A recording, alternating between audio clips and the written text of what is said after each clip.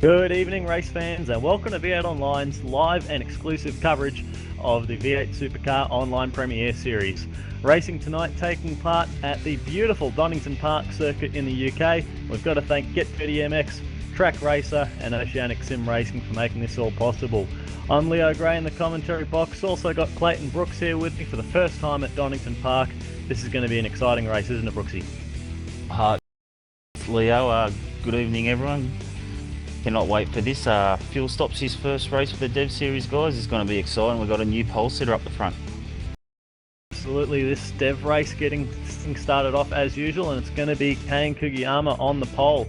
That's going to be his first pole for this development. A very distinctive looking killer popcorn car that he's got. You won't miss that one up the front. And we are getting ready to go racing here at Donington Park. Joined us just in time for the start of the development series race. We're getting ready to go. The revs are up, and it's going to be a mad scramble down to turn one. Green, green, green.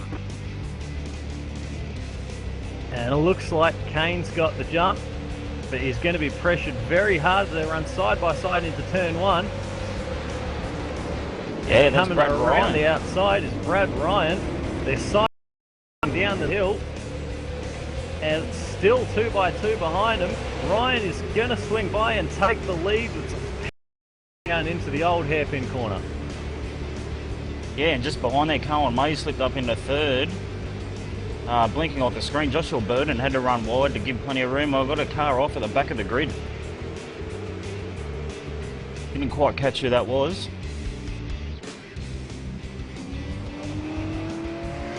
So as they complete the Brad Lyons got the lead from Kane, followed closely by Carl May, Joshua Byrne into fourth, and Heath Brennan in fifth. Still seeing a bit of side-by-side action a bit further back. Aaron Hamilton and Heath Brennan getting a bit side-by-side. Now they're heading down into this tight chicane.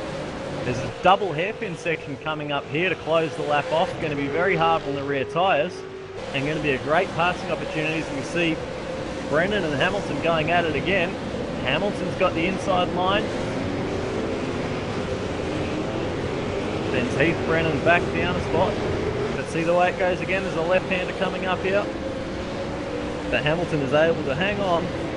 And with lap one completed, it's Brad Ryan leading from Kane Kugiyama, Carl May, Josh Burden and Aaron Hamilton rounding out the top five. Those top four are really pulling away from the field. Yeah, they certainly are. It's probably helped if Aaron Hamilton and Heath Brennan battling a bit that lap. Opened up those top four, but right behind them, Sam Compton from SDC Motorsports is pressuring as well, so he's looking racy. We've seen Sam have a lot of pace in some of the earlier races in this development series, and the man just behind him, Henry King. Henry King's another guy who's been very quick, especially at Road Atlanta. As I say that, he does a bit of motocross action there, and he's rounded up by David Baxter. Seeing a lot of difficult passes being made here, guys running around the outside down those S's section, and more 2x2 action through the old hairpin. Henry King dropping way back. Yeah, he'll be a bit dirty on himself there. He's made a good start opening lap. He's gone from 11th up to 8th. Just dropped two positions with that off track. Yeah, very easy to do around here. Now Brad Ryan is streaking away, but the battle for second looks like it's going to be the one to watch for the moment, with Kugiyama and May only about 0.3 of a second. We're separating these two guys. It's a very slow hairpin section. So easy. Or else you'll cook the rear tyres. 20 laps around here, not as long as the main race, but the last thing you want is to be sliding around all over the place at a track like this. Just as Kane lights them up on the exit. And I've heard the organisers have thrown a bit of a curveball at the drivers, reducing their fuel limit for this race, so there may be pit stops, I believe, Leo, for this. Absolutely, that's going to bring our man in the pits into play, Reese Gardner. The last couple of weeks, and here at Donington Park for the endurance, going to be keeping. Oh yes, certainly. Donington Park, I've been looking forward to this race for quite a bit. It's actually one of my favourite tracks ever in real life, and now that it's in iRacing, I get to see some really awesome V8 Supercar Online racing on it as well, and 60 laps around here, double pit stop, I'm hearing from most people at least. It's going to be very, very interesting. Absolutely, and this 20-lap development race, they're also keeping the pit stop theme going there, make sure they get a bit of practice. Hearing there's going to be a fuel restriction, they might have to make a bit of a stop for a splash of fuel. Yeah, certainly. Of the tank is allowed for this race, so big fuel restriction, and yeah, I'm looking into it to see how many drivers are fuel saving, whether they're going to be pitting or not. It's going to be a very interesting dev race, certainly. Absolutely, and looking forward to the main one. A lot of guys out there fighting very hard. The battle with Sam Compton, Heath Brennan's been in the action for most of the race as well. And just not to really keep giving you up, drivers the opportunity to scoot away at all, Brooksy. no, definitely not. It's always a track that always provides that sort of close racing. It's new to the iRacing platform, but it's already proven a favourite with a lot of guys. To keep you up to date, we've got Lewis Hutchins, and he just served a black flag. Not sure what that's for. We'll try and find out for you. Of course, the OSR stewards keeping a watchful eye over thing, making sure all the drivers are well behaved, keeping everything in check. But it looks like it's been quite a clean race so far. I haven't seen many incidents besides perhaps that one you spotted on the first lap. Looks like we've got everybody running except for Katie Taranto. She's in the pits at the moment, I believe. Maybe had a bit of an accident earlier on in the race, but everyone else still going strong and keeping it all clean and tidy for the most part. Back down in the field though, Daniel Benefield and Graham Filand running side by side. Sorry, Will Dodd back there. Nature of this track, there's lines you can take through the corners, and we've seen a lot of that. Some people aiming for carrying some speed in, and Dodd gets a bit sideways. This is going to be a critical run that he's giving. Sorry, he's got on Benefield, getting my drivers mixed up there. Daniel Benefield, and we'll get it into the chicane. Yeah, Daniel Benefield running the GTR livery. Got a little loose, he's able to hold on to that. He's actually pulled away through that chicane a little bit, opened up a couple of car lengths. That Right chicane's behind probably those the guys. yeah, it's exactly what I was looking at. We've got DeCarlo, Yalman's in there. Bring a bit of DeCarlo's wearing a little bit of a battle scar down the left hand side, so he's copped a knock there somewhere, but it doesn't seem to be affecting his pace. Oh, and right behind it, there's a car in in the fence. Matt Yarman's big time into the wall. Got on the power a bit too early, it looked like. Looped it around, and the car's gone into the wall. Yeah, that's a 1.6 sorry looking car now. He's suffered quite a bit of damage. That was the car that I saw run off the track at the start of the race. I'm not sure if he had damage from that previous incident, but certainly got a lot of damage now. He'll be struggling to get that back around to pits. Just how easy it is to get it all wrong here. Still want to keep an eye on Aaron Hamilton, because he's pressuring Josh Burton in 5th position. But if these guys start to fight, Sam Compton, David Baxter and Henry King, they're going to be right there to take advantage of any sort of instance. So there's 4 cars here that are right up close and tight enough with each other that it could get hot anytime soon. As we say that, Burton and Hamilton are side by side heading down to the hairpin. Sam Compton trying in, can't do it yet. Aaron Hamilton swings through and takes 4th position from Josh Burton. Burton's going to have a bit of a run, but that'll put him on the wrong side of the road, and Hamilton hangs on. These hairpins are an awkward sort of shape, very long corners. Look at Burton light the tyres up. He's going to nearly did the same thing as Yarman's. That's not what you want to do this early stage. We're only on lap 6 of 20. Don't want to go cooking the rears up this early, Josh.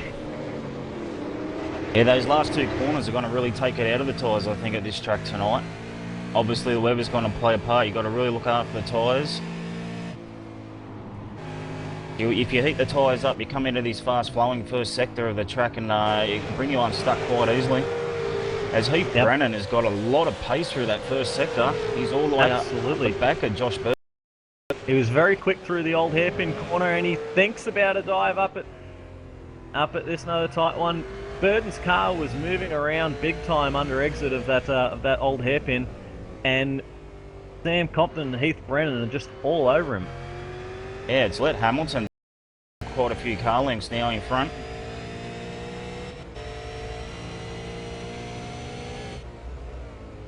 We mentioned our top 3. Brad Ryan has opened up quite a good lead. Of course, Brad's no stranger to the V8s online, guys. He used to race top split quite a bit.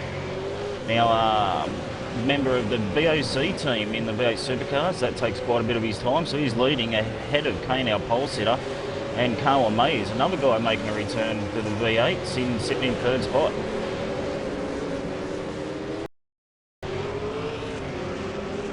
Now, I understand the black flag from Hutchinson there. Reese has got some information from the stewards regarding that incident. Have you anything yes, about I have, that guys. one, Reese? Yes, I have indeed.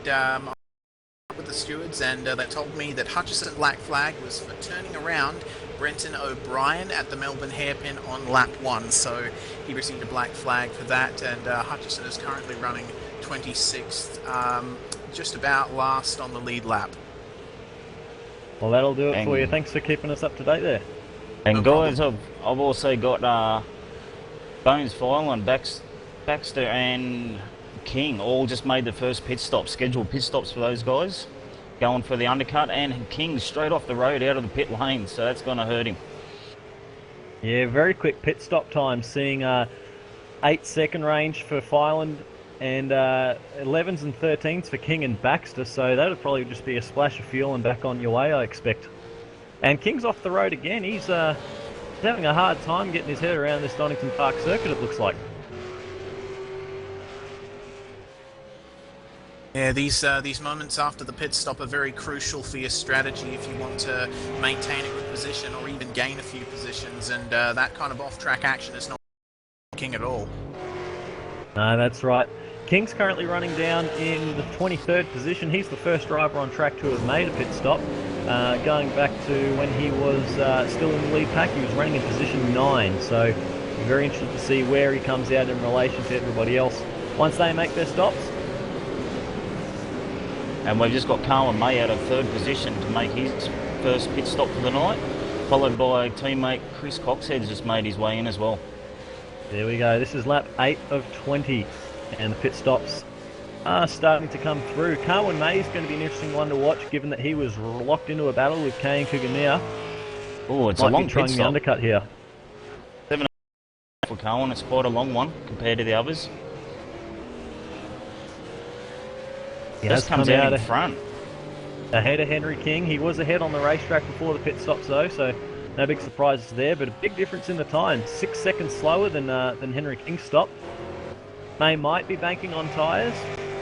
Could have taken a set of boots after seeing the way that the cars are moving around here, and there's smoke up ahead. Looks like someone's had a bit of an off. That's Paul Gorrell, who's had a bit of a spin and found himself in a fairly precarious position. Just looking back, I don't think he's hit anything. No other cars are involved. Just waiting for a gap in the traffic, and on his way he goes again.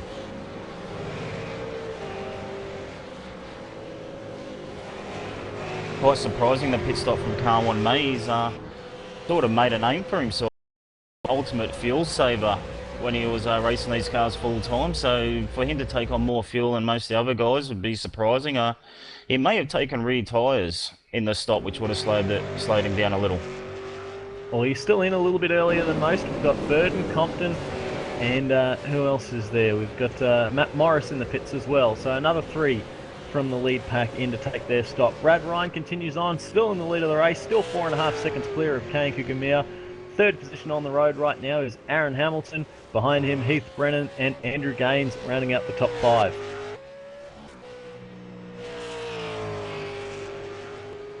Whoa, big time contact exiting the pits. That's Josh Burden. Terrible release from the pits. He's come across and made contact with, who have I got there? Brett Hender, is it? Yeah, it is Brett Hender. Brett Hender's wound up. Wow, innocent bystander in that one, and very curious to see what the thoughts of the stewards are. If we didn't catch that one live, exiting the pits, Josh Burden and the others had made their pit stop, and on the pit exit, you've got Brett Hender on the racing line, and they made side-to-side contact, and it swung Hender into the fence. Yeah, of course, it's got to be a hard one to choose. You'd have to go with the guy that's actually on the racing line to be in the right there. There was absolutely nothing he could do. And of course, Ugly that is a stuff. consequence of Donington's pit exit, guys. As it does exit right onto the racing line at the entry of turn 1, you got cars under heavy braking. They've already chosen their line for turn 1, so you do have to be incredibly cautious exiting the pits at Donington. Absolutely a hot spot. Now looking back at the cars that have made their pit stops, Carwin May is still the first guy on the track to have made a stop. He's ahead of Sam Compton, so despite that longer stop, Compton hasn't managed to take advantage of it. And we're also seeing Andrew Gaines in the top 5. Top 3 on track are still staying out. And Carwin May is running in the 12th position at the moment. So top 11 cars still to pit. And we're at the halfway point of the Development Series race here at Donington Park. Round 4 for the V8 Supercar Online Premier Series.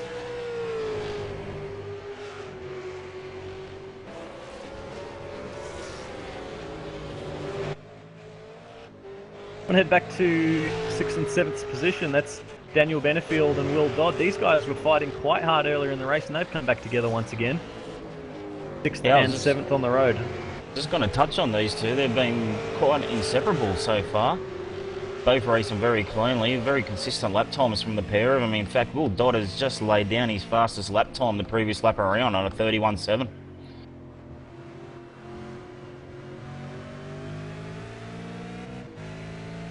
As Kane Kugamiya comes into the pits, guys.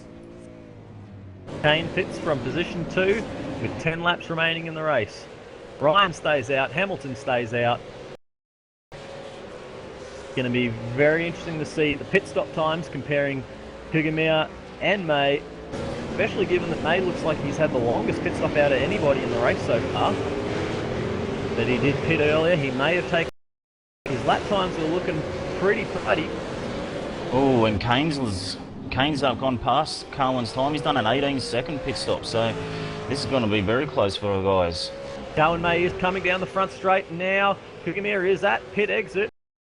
Stays out in front, has to give way to traffic. Carwin May is coming through on pace. And he's chasing down.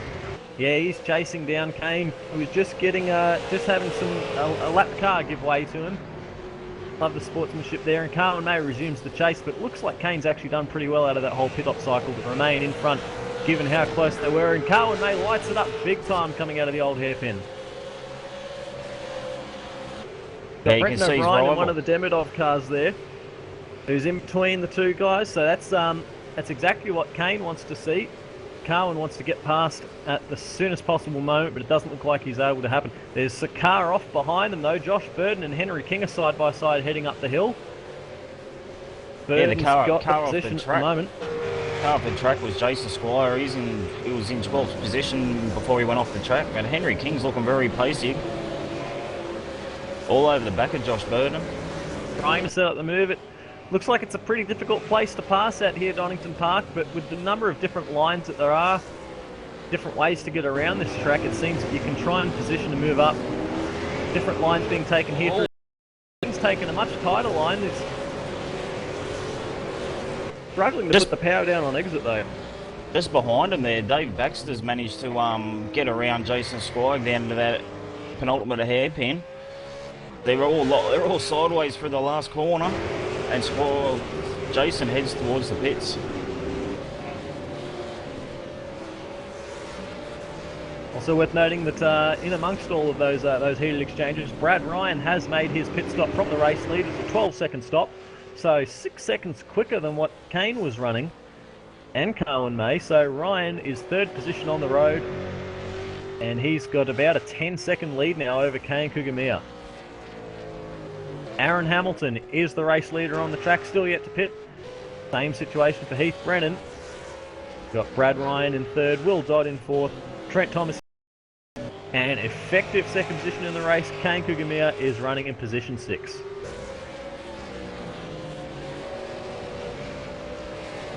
Have 9 laps to go in the race, and Carwin May, Sam Compton and Josh Burden.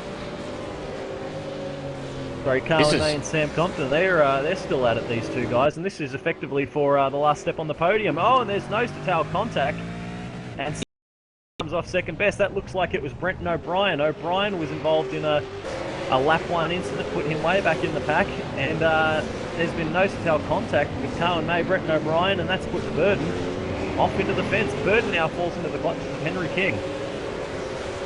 I was just about to comment on that battle between Brenton O'Brien and Carlin May. O'Brien's still yet to pit, so effectively he's not in this race with these guys, and Carlin has been getting very frustrated as Sam Compton had made his way up onto the rear of Carlin May's car, and Carlin May got past, but now he's fallen back behind as he ran wide in the last corner. Oh, there's that pit exit. Carlin May and Heath Brennan make side-to-side contact on pit exit, and Brenton O'Brien is still ahead of Carlin May. He has not been able to find his way past. He's been stuck behind that Demidov car for a number of laps now. Speaking of the pit exit and Josh Burden, I understand Reese Gardner's got some information regarding the Burden-Hinder incident at pit exit. Yeah, I do, guys. I've been talking to the stewards. They do have a penalty to hand out to Josh Burden for that incident. He was deemed to be at fault for that. He's received a yellow card penalty, which means he's going to have 20 points reducted from his race results. So a penalty for Josh Burden.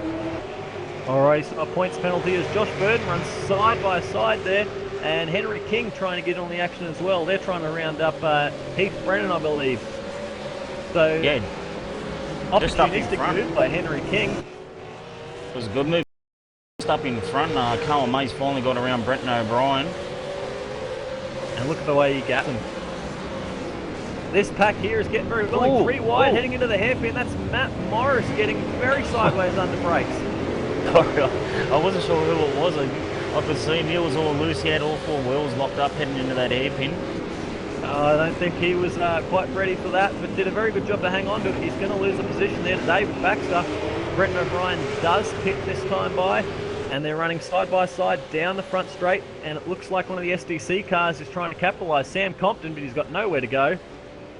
He's still got Morrison Baxter side by side at turn 1. Baxter runs wide. Sam Compton takes advantage of that and swings through to claim the position.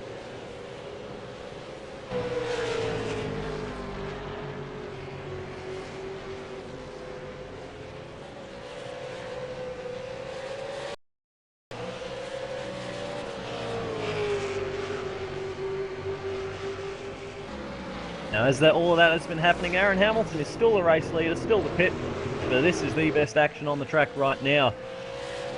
Very willing battles going on, a lot of back and forth. And these development series races certainly haven't let us down at all this season, have they, Brooksy? Certainly not. They've provided plenty of action. They're shorter sprint races. The guys, they must know they don't have that many laps to make their moves count, so I think it provides quite good racing, to be quite honest. Endurance, you can sort of sit back and let the race unfold the way you want it. Aaron yeah, but in these short sprints, you need to make something happen, and you need to make it happen fast. You can't let an opportunity go, and Henry King is looking for an opportunity on the back of Josh Burden. Burden's car is looking pretty taily on corner exit, struggling to put the power down, and King's car is looking very good.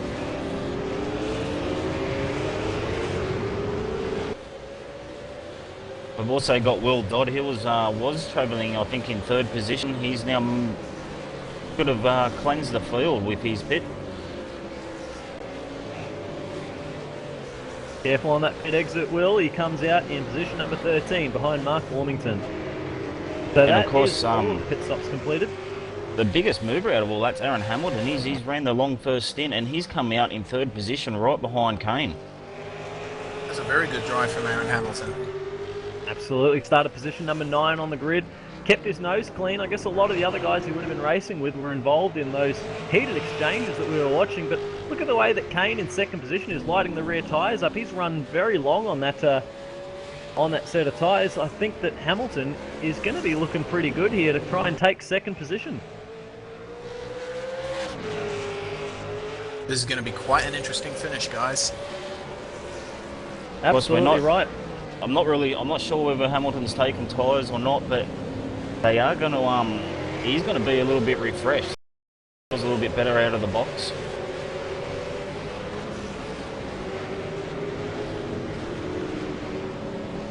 Whether he took tyres and whether he didn't and whether Kane did, kind of irrelevant because his car's looking much tidier compared to Kugimura in front of him. Kane's car has been getting very sideways on the exit of corners, whereas Hamilton looks like he's driving it fairly straight. and that may pay dividends later on. Up the road though, Brad Ryan has the race lead, 13 seconds clear of these guys. The battle for second and third. Carwin May looks pretty solid in fourth position. Josh Burden is in fifth, and we can't help but come back to all of this action because you've got Burden, King, Morris, Brennan, and Sam Compton. These guys have been going at it hard for pretty well the bulk of this race. It's been a fantastic battle. They've all raced quite cleanly too. There's been nothing untoward in there, and Henry King, he's absolutely monstering the back of Josh Burden at the moment, and Burden must be praying these last 5 laps couldn't be big enough. Yeah, Burden's exit from the old hairpin was not as optimal as he would have liked, and that has allowed Henry King to latch right onto his rear bumper. Not just Henry King, but Matt Morris is joining into this as well. This is a 3-car fight, and as soon as Sam Compton joins the party, there's going to be 4 cars all over. You can throw a blanket over these two right here at the moment, and Burden very taily on the entry to the chicane. Look at Matt Morris coming through with a strong run. Morris with an opportunistic move, running side by side down to the first hairpin.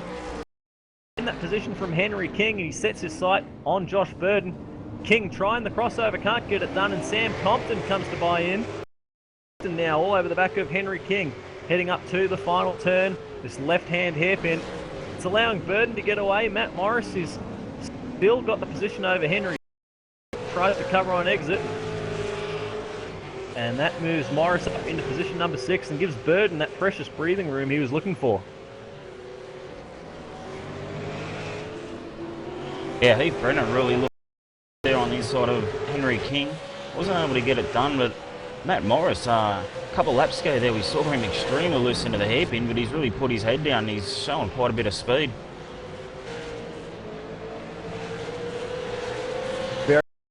These guys can really back in. It might have been the breathing room that Burden needed, or maybe his tyres are just cooked that he doesn't have the pace and it's letting these guys get all over him. And Heath Brennan looking very racy back there, but as is Henry King.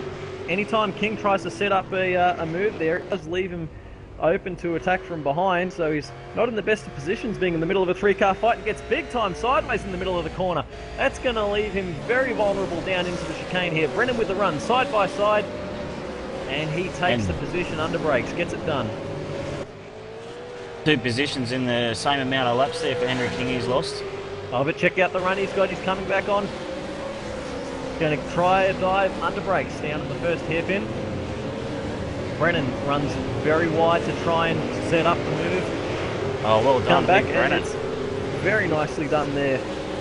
He's going to have the preferred line heading into this final turn. King is going to try and hold the speed around the outside, try and hold position. Can't quite get it done, and Brennan is able to hold on. King continues to slide back down through the back half of the top 10.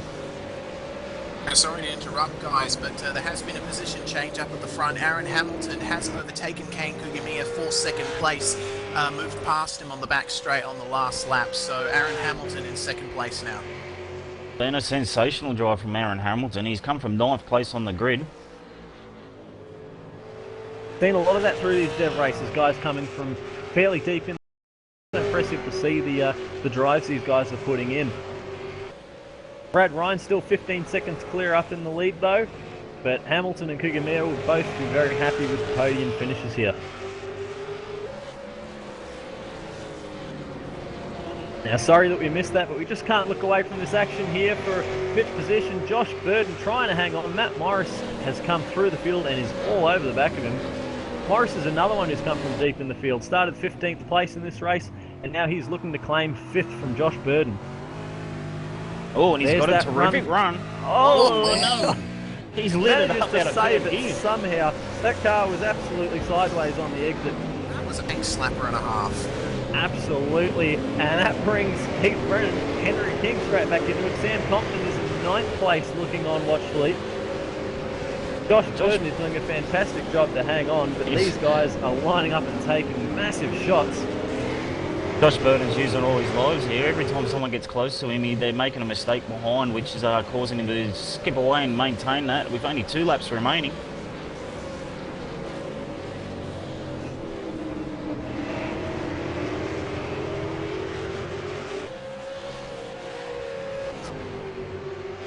Been quite surprised actually. Sam Compton sitting back there in 9 for 40 would have made some inroads towards Henry King, but he hasn't been able to at this stage.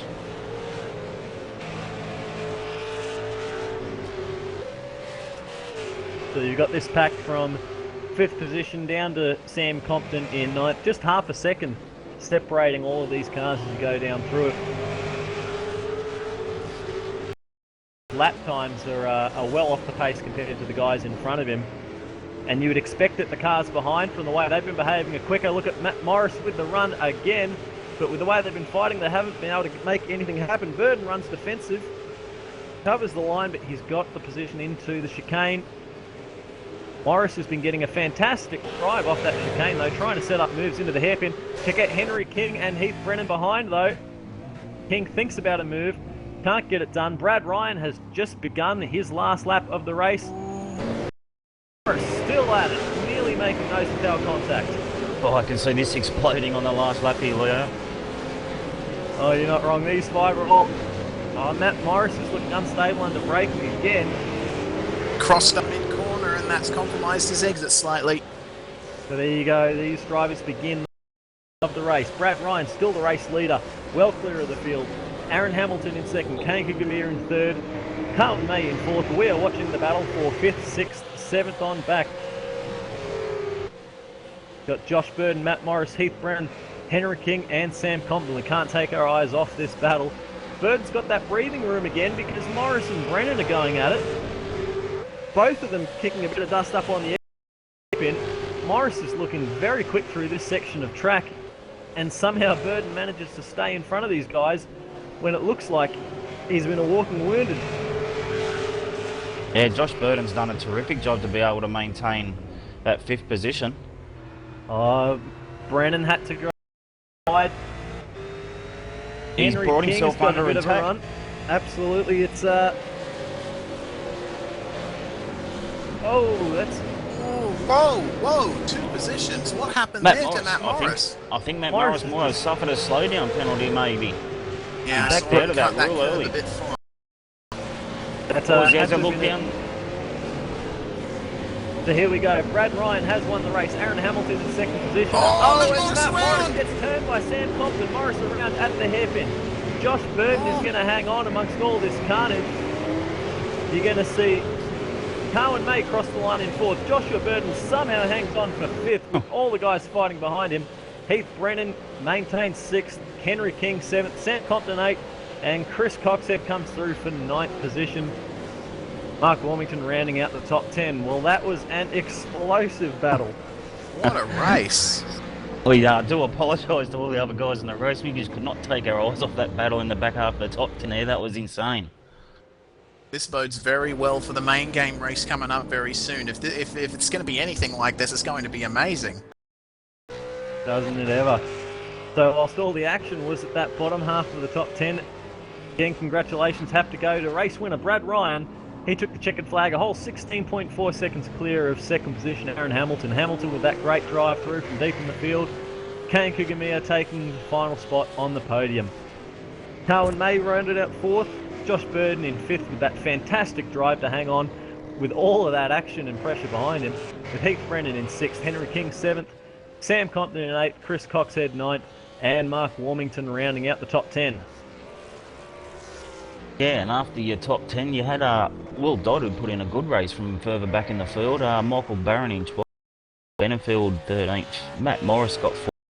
That incident on the last lap. Bruce DeCarvalho 15th, 16th went to Graham Filan. 17th Andrew Gaines, Trent Thomas 18th, 19th to David Baxter, and Chris Dickinson made your top 20. Brenton O'Brien brought it home in 21st, saw him involved in the action a fair bit. Scott Stevens 22nd, Paul Gorrell in 23rd, and Lewis Hutchinson in 24th. Jason Quire in 25th and Brett Hender 26th, both those. Matt Yowman's crashed out of the race with contact at the front straight wall, and Katie Taranto exited the race on the first lap. So that completes another intense and exciting development series race, and this is going to set things up big time for the main game, and another race winner in the development series. These guys have been exciting to watch all season long. Oh, haven't they? They really throw it up. I mean, these guys are just on the cusp of making it into that main race, and they certainly know how to race this car. And yeah, I always look forward to this dev race. I reckon it's a great race to watch every fortnight. The other thing it draws attention to is, of course, the format with this online Premier Series. These guys, a lot of these drivers wouldn't really have the opportunity to have a broadcasted race, to have their battles shown, but they're showing that they're well deserving of some television attention here because they're putting on a fantastic show for us. I hope everyone at home watching is enjoying it because it's great to watch and great to follow and bring to you guys. Yeah, now if that's a precursor to what's coming up, 60 laps of Donington, 2 pit stops. If we see even half the battles we saw then, Leo, I think we're in for a fantastic race. Absolutely. The online Premier Series has not let us down, and this is round 4 at Donington Park. Thanks to Get Dirty MX, TrakRacer, and Oceanic Sim Racing, we're going to get ready for qualifying here. We've seen that qualifying's been pretty important in the online Premier Series. It was Richard Hampstead with the last 2 pole positions, last 3 if you count the double header at Road Atlanta, and he's picked up where it was taking things up where he's left off last round. Provisional pole sitter once again. And this 20-minute qualifying session has been pretty intense and exciting. Somehow Hampstead's just pulled it off in the last couple of seconds each round. Yeah, he certainly has. He's all over the car this season, Richard Hampstead. No one's really had an answer to it, and well, it's up to the other guys to show them what they've got. Donington's a pretty new circuit for most of the guys, so anything's possible, I suppose. But form suggests Richard Hampstead's going to be the one to beat tonight. Of course, endurance racing throws up a lot of different challenges, a lot of curveballs. If you can't beat them on pace, this is your opportunity to try and beat them on strategy. And that's why we like the variety of options that people have. But a new circuit definitely amounts to a lot of challenges that people have to get their head around. Donington Park joining the circuit for the first time here at this season of iRacing, and this will be the first time that the V8 Supercar has raced at Donington Park, and it's a historic circuit, been around for a very long time. There's been a lot of racing there, and Reece Gardner's done a bit of homework, has got some info about this beautiful English track to tell us. I certainly have, Leo. Donington Park is one of the most highly regarded circuits in the United Kingdom, and I prepared a little bit of a fact file about this track because it is a historic circuit. It came as quite a surprise to me when I was doing my first research on the track that the history actually goes back quite a long way.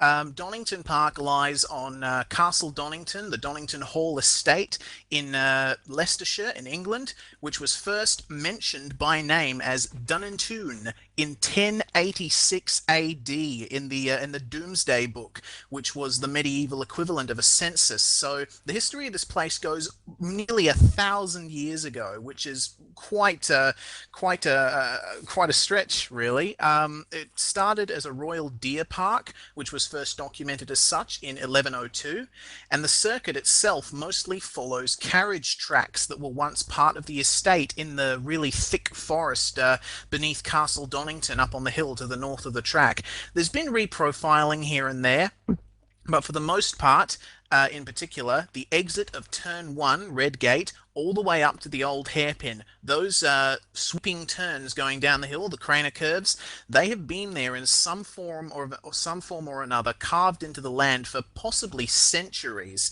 So this track is made up of former carriage tracks that have been a part of the estate for so incredibly long. And the circuit itself owes its existence to a Mr. Fred Craner, who was a former motorcycle racer. He saw the roads around the Donington estate and thought, well, this would make a pretty good racetrack. And pretty soon, after the first motorcycle meeting in 1931, the route was paved to make a permanent circuit. And Donington Park was the first permanent park circuit in England and the second ever permanent venue in the UK, full stop, taking away Brooklands' title as the only permanent track in the country. It was immensely popular throughout the 30s, especially through the pre-war Grand Prix, especially 1937 and 38. Unfortunately, the circuit was closed for World War II and was used as a military vehicles depot, and didn't reopen until Tom Wheatcroft purchased that land in the 1970s and rebuilt the circuit. So 40 years, an F1 race, and many good times and bad times later, here we are, a bunch of old carriage tracks on a rich man's estate turned into one of the best racetracks in the world. A fantastic facility. If ever you find yourself in that particular region of England, make sure you go and check it out. I've actually been there, and it's a beautiful circuit, beautiful land, and an exciting racetrack. And that development series race definitely showed it. Thanks for all that info, Reese. I had no idea the place was actually that detailed, that historic. But great to have it here with us at iRacing. Great to have it as part of one of the best circuits in the world, as you said. Yeah, certainly. Donington Park, as I keep saying, one of my favourite circuits, and I'm really, really excited to have it on this schedule. I can't wait for the race coming up. Speaking of the race coming up, we've got rush hour out of pit lane. The guys filing out for their first laps in qualifying. This has been one of the, I guess one of the signature images of the online Premiere Series is a huge pack of V8 Supercars just sitting at pit exit, waiting to explode onto the track for this qualifying session. It's been vital to find a clean bit of track, and there's drivers scrambling every which way. It's going to be an awkward place for traffic. That could play into the race strategy for people planning their pit stops, is finding a clean bit of track to run in. We saw that in the development series race, and these qualifying sessions are no different, as everyone is just hunting for that prime piece of real estate. Talking about it, we're obviously Dyson of teams on track here. We've got Philso and Bocatel trying to find some room. They've made their way past Aldridge. Hampstead's trying to get in between these guys, I think. He's now in front. All these guys just trying to find a little bit of room, and Hampstead's lighting up the tyres on his warm-up lap. It'll be very interesting to see how the times turn out then. Hampstead looking through the warm-up times. Richard Hampstead was the fastest guy in the pre-qualifying warm-up for this session. Times are a bit different because of the differing weather conditions from the times through the week, but Chad Chastain was second in the warm-up, followed by Jared Philsell, Tony Autridge, John Latham, Michael Fulcher, Mitch McLeod, Corey Preston, Sean Kelly and Curtis Chipaway. Those were the top 10 in the warm-up session. So this is the qualifying session, 27 minutes left to go, and this will determine the starting lineup for tonight's 60-lap race. Yeah, and just after I said that, Hampstead made his way back. There's no escape rule in this, guys. It's all, you've got to drive your car back to the pits if you want to make any adjustments, change fuel, tyres, any sort of adjustments. So he went back into the pits, one quick outlap, into the pits, make an adjustment, come back out again. And with only 30 minutes to qualify, you've got to make sure you get a lap down nice and quick in this.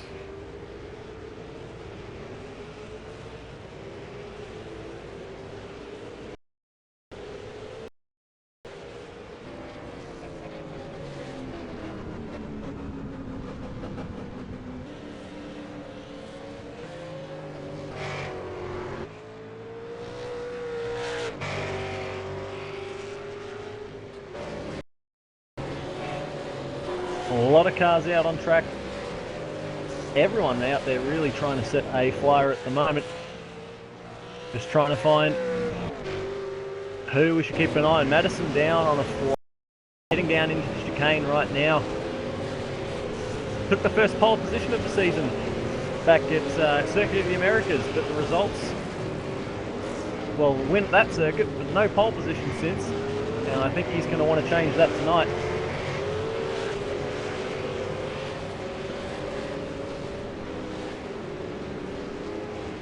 The first marker has been set by Jared Philsell with a 1:29.1. Mitch McLeod goes to the top with a 28.7. We're going to see the times continue to fall. They're about 7/10 off the practice time at the moment, and Madison down to the top with a 1:28.5. As more drivers complete their flying laps, we'll get a bit of an idea of how the field is shaping up here. But at the moment, Madison down from Mitch McLeod, John Latham, Lee Ellison, Jared Philsell. That is the top 5. So that, of course, subject to change at any minute.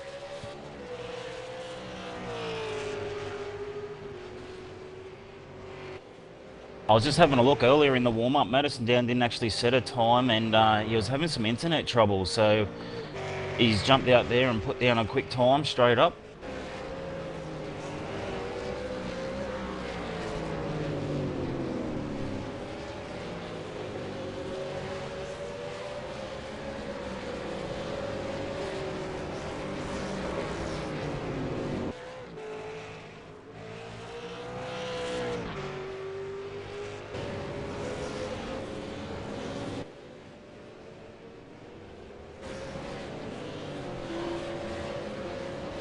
And of course drivers will filter back around, head into the pits, grab a new set of tyres and head back out again.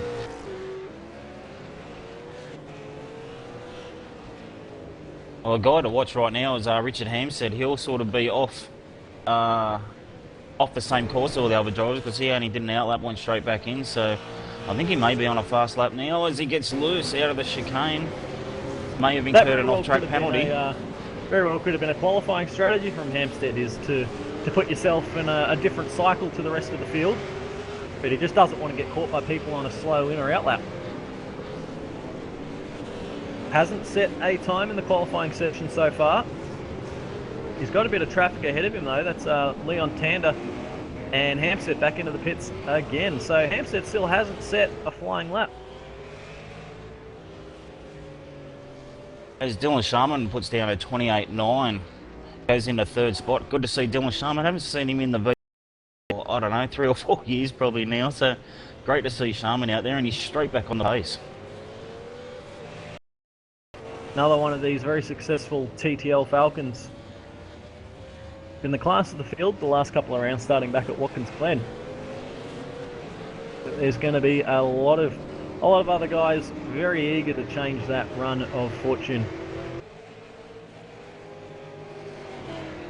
Now whilst we're out here, I do want to jump on board with a driver and take you for a lap around this beautiful circuit. I've got Jared Filsell on track. He's going to be about ready to start a flying lap. Filsell's best time is him in 8th position on the grid. He's just trying to find a bit of a hole, letting one of the Powerbond Daco cars by there. And I believe he should be starting a flying lap any minute now. Yeah, he just moves over, lets Michael Fulcher, who's on a fast one through. So from let's the go for a Kamikaze race ride team. Around this beautiful Donington Park circuit. Check out the way he straightens up the exit to get as much speed down this front straight as possible. This is that turn 1 that Reese referred to. It's called Redgate. Been there for a very long time. Tricky corner with a late apex, and you begin this run down through this Craner curve section. Team keeping very tight to the right. This is to set up the run to this corner called the Old Hairpin. This is turn 4 on the track. There are a lot of action here in the Development Series race. They continue this fast and flying run up to turn 7. This corner here, this right-hander, it's called McLean's. Very, very fast piece. So hard to cop an off-track going heading up this hill section. Yeah, the drivers are taking a lot of curb. See there again. At Coppice, this corner is called. Heading down Starkey Straight. So a lot of side-by-side action heading into the chicane section. And we saw a lot of people in the Development Series race trying to set a strong run through the chicane to make a passing move down into the hairpin. Also looking pretty good through that chicane, bouncing over the curbs, down into the Melbourne hairpin.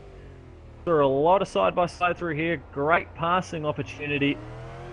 Listen to how gentle you have to be on the throttle. Heading up to the final turn, turn 11 on the track, Goddard's corner. And Filsell's going to swing it around, taking the tight line on the inside, puts the power down. And going to cross the line and set a 1:28.456. That moves him straight to the top. Fastest lap of the session. He's done 28.3 in the warm-up, so he's still got a bit more time in there, but a good lap, a good banking lap for Filsell. That was a great lap to watch as well. Interesting to note then, there must have been no off-track, so the guys are clearly able to use a fair bit of those inside curbings. So look for drivers to be, I guess, flirting with the edge of those track limits.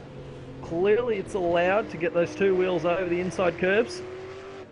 And it's going to be necessary to do that if you want to set a fast time.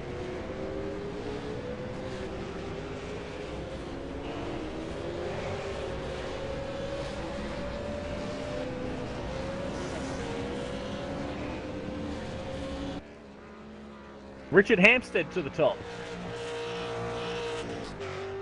Yeah, with 28.3. Just a tenth quicker than Jared Filsell. And with 10 minutes complete in the session, we'll start to run through the order because it's Hampstead, the provisional pole sitter. From Filsell in second, Madison Down in third. From Matthew Hill, Mitch McLeod, Dylan Sharman, Lee Ellis, John Latham, Tony Autridge, and Sean Kelly, the top 10. Chad Chastain holding down 11th from Michael Fulcher, Ian Ford, Curtis Chipaway, Damien Butler, Kurt Stenberg, Michael Cracknell, Marty Carroll, Mark Anderson, Jason Dixon, Bobby Ivanovic, Lance Perkins, Leon Tander, Bo Cattell, Philip Johansson, Brad Smith, Todd Parks, Tobias Cerny, Corey Preston, and Nigel Baines.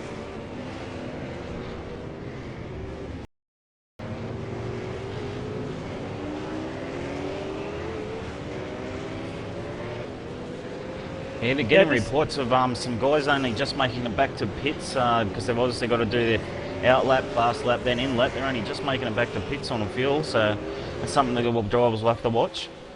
I was reading that myself, Brooksy, and the thing to keep in mind there, doesn't sound like it's too important, but if you don't make it back to the pits, that's your qualifying session done. And down, just about to start a fast lap. He takes a very wide entry into the last corner, straightens that exit for a maximum speed onto the main straight. And he's looking for another 2/10 to claim pole position. Hampstead sitting there at a 28.32. Down is on a 28.52 for position number 3 at the moment.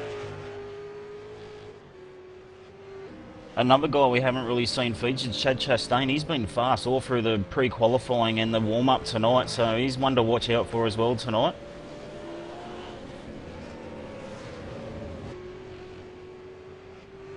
We've seen Chastain be quick in the pre-qualifying for a couple of rounds, but hasn't managed to put together what he needs for the race. Of course, still 18 minutes left in the session, so he's got plenty of more opportunities to make that happen.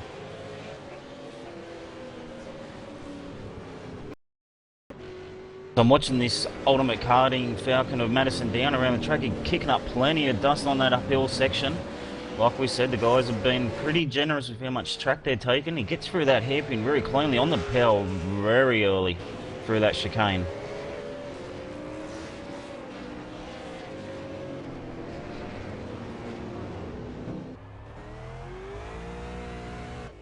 A nice tight line around both these last two hairpins seems to be the quickest way. All the drivers are taking that line.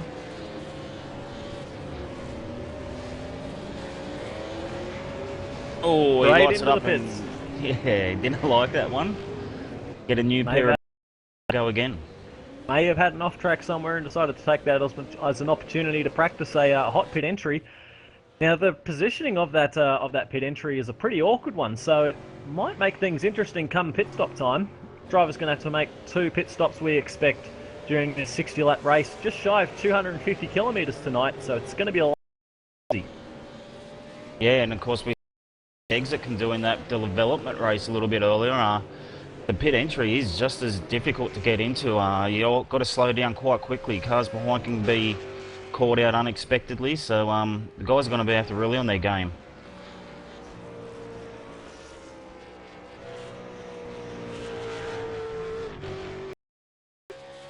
So we've still got Richard Hampstead on pole position at this stage with a 28.326. Filsell behind by about 1.5 tenths, and Madison down 2 tenths behind. Matthew Hill, he's done a 28.6, so he's about 3 tenths down, and Mitchell McLeod at 28.7, 4 tenths down. That's your top 5 at the moment.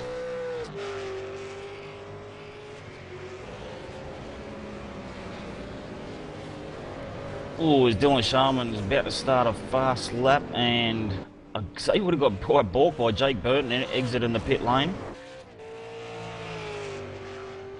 Yeah, it's an ugly pit exit, that one, but something that drivers will have to be well aware of.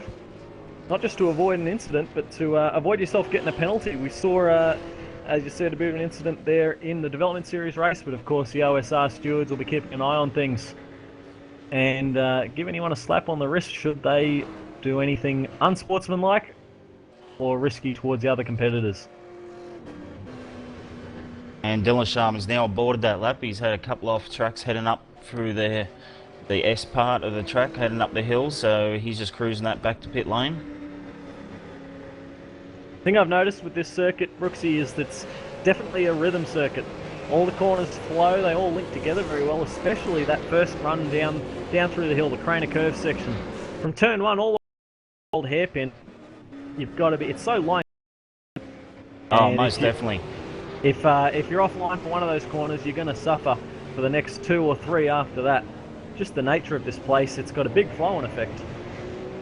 Yeah, it does. You've got to carry the momentum on this track, and there's no real straights to regather yourself on. There's 2 real straights on this track, aren't very long, so not much time for a rest around here.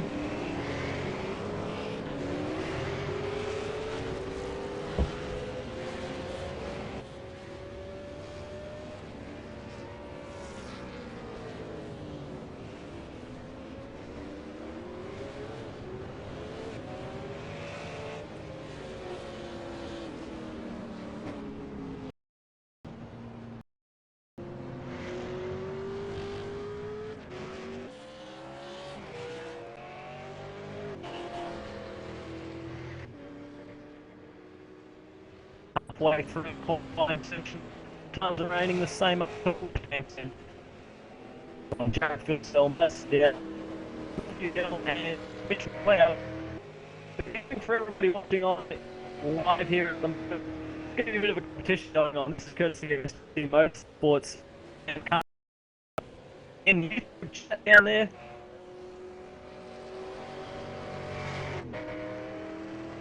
Sorry there, Leo, you got a little bit of lag there, mate. I think we've got a competition running in the YouTube channel, so if you guys aren't hitting the YouTube channel, and if you can guess the winner of tonight's race from SDC Motorsports, Carnival Candy, yeah, I think you can, from what I'm reading, you can win some great tasting Carnival Candy, so guess the winner of tonight's race and you could be in for a shot. I'm getting a few extra pimples.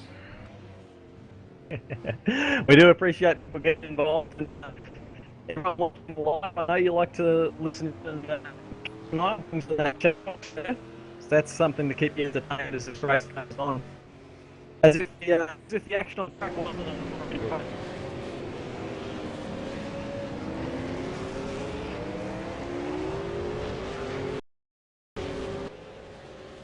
one guy I've noticed out there tonight, Curtis Chipaway, is running a very odd paint scheme for this race tonight. Sort of a pink car with chickens on the side, and I'm not sure what it's all about, but Curtis always enjoys to have a bit of fun.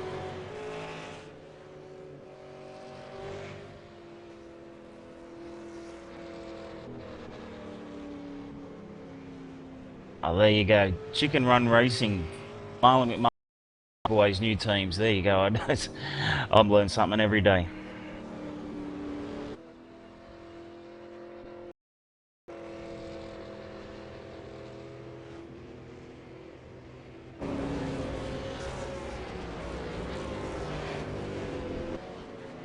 As the top 5 has changed a little bit, the top 3 still remains the same with Richard Hampstead, Jarrett Philsell, Madison Down on 1st, 2nd and 3rd, but we've got Matthew Hill from TTL into 4th and Sean Kelly, Trans-Tasman Racing Falcon, up into 5th spot.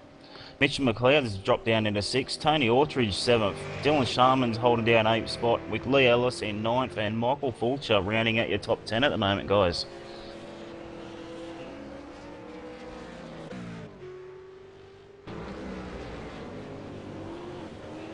And I'm hearing a report of Jake Burton's PC is frozen. He's stuck in pit lane. He can't exit the car. A few technical difficulties for Jake. Yeah, bad luck for Jake. He's had such bad luck the last couple of weeks. That one's definitely got to be a bummer. Looks like he's got it going now. He's back on the track, so that's good news for Jake.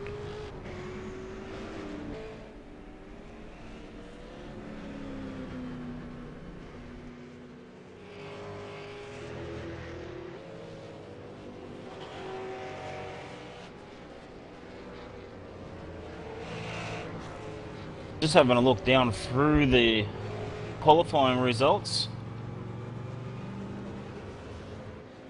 There's a couple of guys languishing down around the 20th to 30th mark that you expect to be up there. Obviously, Jake Burton actually is in 32nd position, yet to set a lap time, so he'll be keen to get out there with not too long left in this session, only around 10 minutes.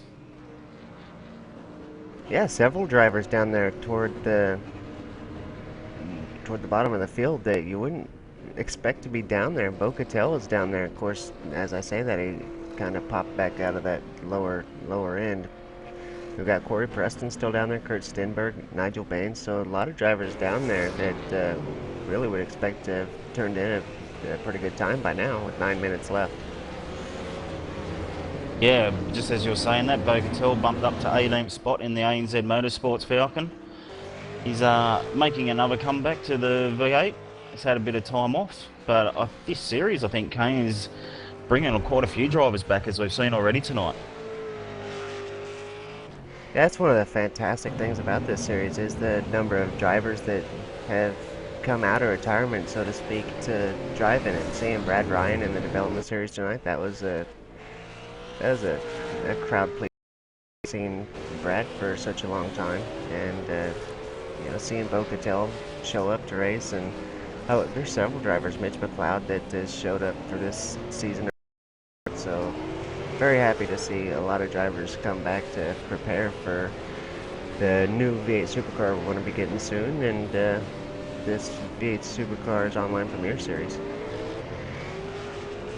Yes, I'm having a look at Jared Phil. So he's got that tag pest management Falcon in here. He's extremely loose out of the hairpin. He's pulled out of that lap, but he had that thing all hooked up in that first sector. These guys are right on the edge of the driving ability, trying to get these lap times, talking hundredths of a second for some of them.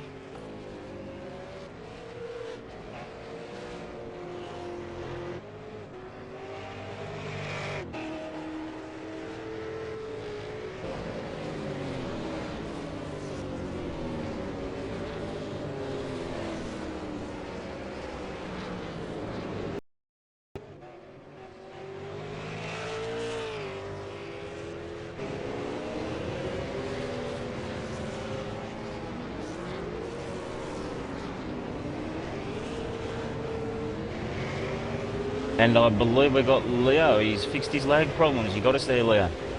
Let's give this a shot. Nothing like a bit of technical difficulties here at V8's Online. Is that better, Brooksy? That is sensational, mate. Good to have you back. Fantastic. What we missed? Not a great deal at the moment. As I say that, the top three has changed. Richard Hampstead still holds second, and Tony Autridge has jumped up into third, ahead of now Chad Chastain, who I formerly mentioned should be featuring around the top, which has bumped Madison down to 5th position. Great to see both Autridge and Chastain up that far. We know they're terrific racers. Both have put on some fantastic shows for us before in the past. And Donington Park could be the night for both of these drivers. Yeah, most definitely. Autridge has been, you could probably say, one of the more unfortunate racers in this series. He's been in a few incidences. It probably weren't his fault. So, yeah, best way to avoid that, obviously, is to start up the front, which is what he's making sure he's going to do tonight.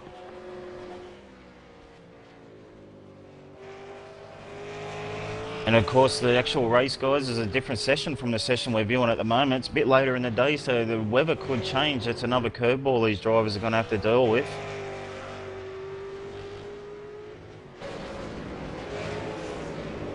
We saw that come into play a number of times already this season. Things like shadows, different temperatures, track getting faster or slower. But that's exactly the sort of challenge we want to see here in the Online Premiere Series. I just want to interject, guys, on the subject of the weather. I've been hearing reports from Jared Filsell that his fuel consumption has been a lot higher than he measured in testing during the week, thanks to the weather. He was getting 2.9 litres a lap before, but now in the event proper, he's getting about 3.1, 3.15 a lap, so that's thrown his strategy completely out the window. Yeah, of course it would. Over 60 laps, that it would be quite a bit of fuel he'd have to take on extra. So Hopefully all the guys are over that. If some haven't noticed that, we could be seeing some cars out of fuel by the end of this race. Very interesting to see that difference then, because checking the lap times from back in the week, they are a full 2 seconds slower from the times that are running in pre-qualifying. Hampstead was the provisional pole sitter on a 26.1. He is now our provisional pole sitter on a 28.2. It's a massive drop off in time. And all that, of course, just in the difference in the weather conditions. Maybe it's a bit hotter, maybe the track's a bit slicker, maybe it's just the wind buffering the cars, but 2 seconds a lap is a huge difference.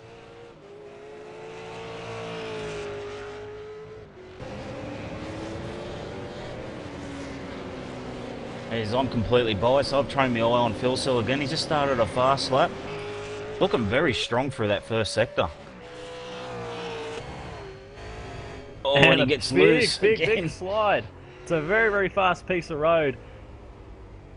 4.5 minutes left in the session, so he's going to keep the boot in to try and make it back to back into the pits, get some fresh tyres on, because those ones are toast.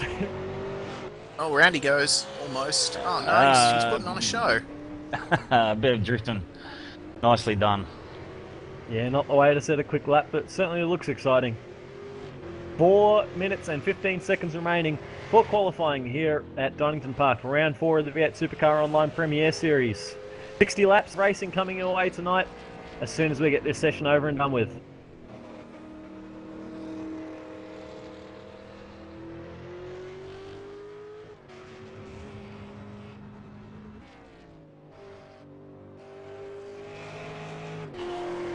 And I do believe Madison Down and teammate Lee Ellis have just started a fast lap.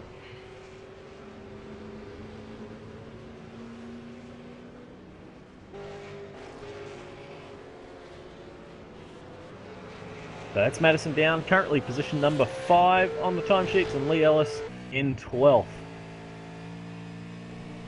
Good to see Michael Fulcher sitting there in the top 10 on a 28.7.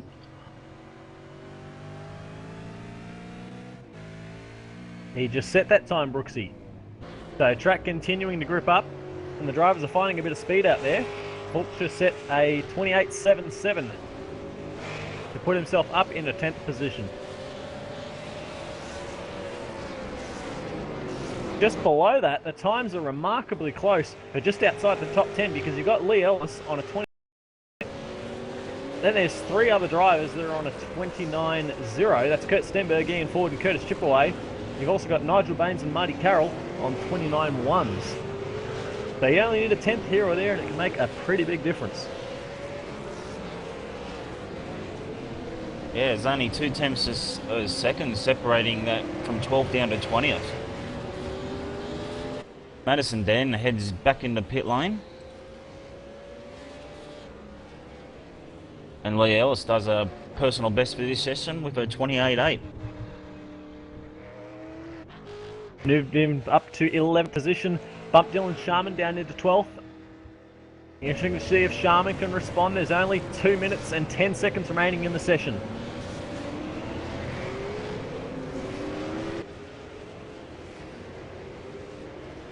Looks as if Sharman is on a flyer.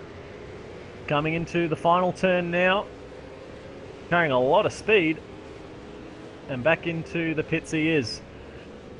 So this is going to be pretty alright on the moment that you need to get back out on track if you're going to set another time. A minute 40 left. Mad scramble, and there's going to be everyone just hoping they get back out in time to complete another lap. It's going to come down to the wire for a lot of this. I was going to say, there's a lot of guys just diving in a pit lane. They're making the exit. Of course, they're making the exit out on the racing line. They're pretty much just parking up at the end of the pit exit there, just waiting for a gap.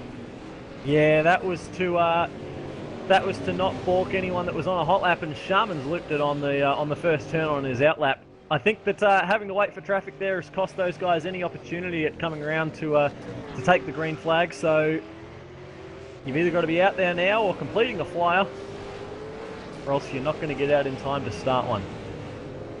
We've only got from first down to 30th, around 1.5 seconds separating this entire field. This is going to be a fantastic race tonight.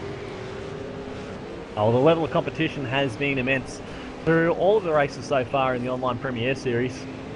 Donington Park being a new circuit throws up a lot of challenges for these guys. They're doing a great job to overcome all those difficulties.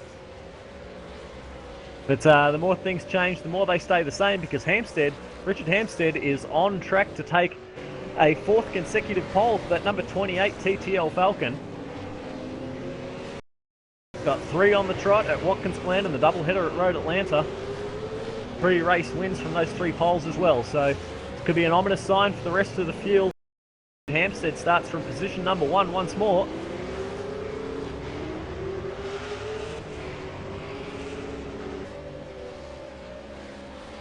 And the checkered flag is out. Hampstead improves his marker, just barely so. He bumped it up to a 28.2.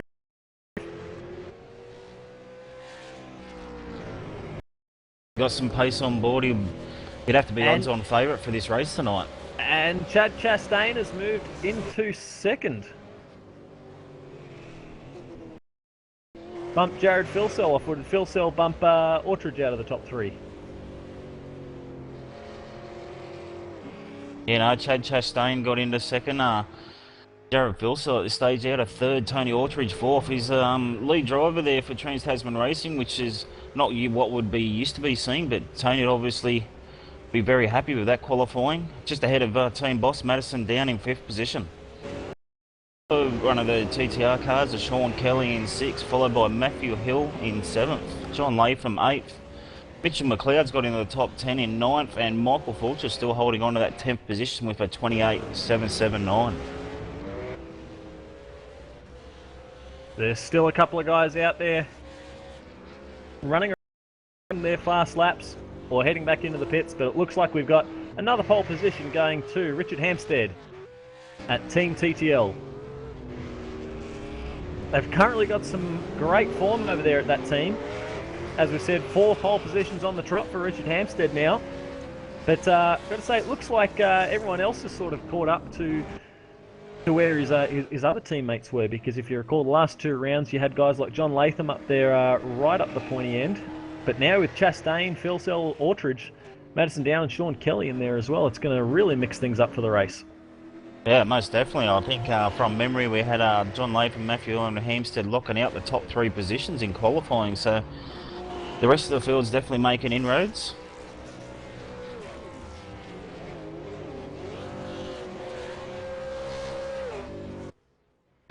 We should take this opportunity. The qualifying results then. This is the field for tonight's 60-lap race at Donington Park. Richard Hampstead does claim pole position for his 4th pole of the season and 4th in a row from Chad Chastain, Jared Filsell, Tony Ortridge, Madison Down the top 5. Sean Kelly in 6th, followed by Matthew Hill, John Latham, Mitch McLeod and Michael Fulcher rounding out a very, very strong top 10. Yeah, and just half a second behind in 11th we got Lee Ellis, followed by Dylan Sharman and Kurt Stenberg, which is a good qualifying result for those guys. He's in Ian Ford 14th, Curtis Chipaway managed 15th, 16th went to Nigel Baines and Martin Carroll, 2 teammates sitting there in 16th and 17th on the grid together. Tobias Cherney in 18th, Mark Anderson 19th and Philip Johansson in 20th. 21st position goes to Damien Butler, with Bocatel in 22nd, followed by Michael Cracknell, Brad Smith, Corey Preston, Jason Dixon, Bobby Ivanovic, Lance Perkins, Leon Tander, and Todd Parks in 30th position. Jake Burton's going to round out the field in 31st. There was to be another driver in the field. That was going to be Tim Jackson. Tim, unfortunately, well, not unfortunately, congratulations to Tim, because he had to...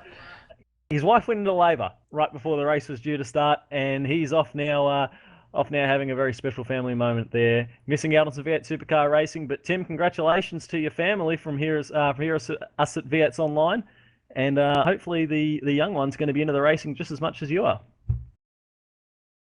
Yeah, congratulations to Tim. That's the only excuse would let him to leave tonight, so congratulations to him. Hope it all goes well for him and the bubs and the wife, but just like to touch on Jake Burton. He had a lot of technical issues in that qualifying session with his PC, so if he gets managed to take this grid, you watch him come through the field a bit, I think.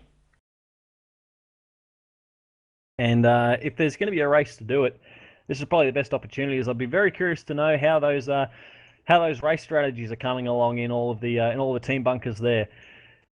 We expect there's going to be 2 pit stops, but how you manage those stops, of course, entirely up to you. Some guys are going to be pushing extremely hard just to make as much time, as much speed as they can. But of course, some guys might be banking on quick pit stops through a bit of fuel saving to, of course, make that stop as quick and as short as possible. So very interested to see how it all pans out. Of course, 60 laps, nearly on 250 kilometres. It's going to be a big challenge, and this is the first endurance race that we've seen on the online Premier Series.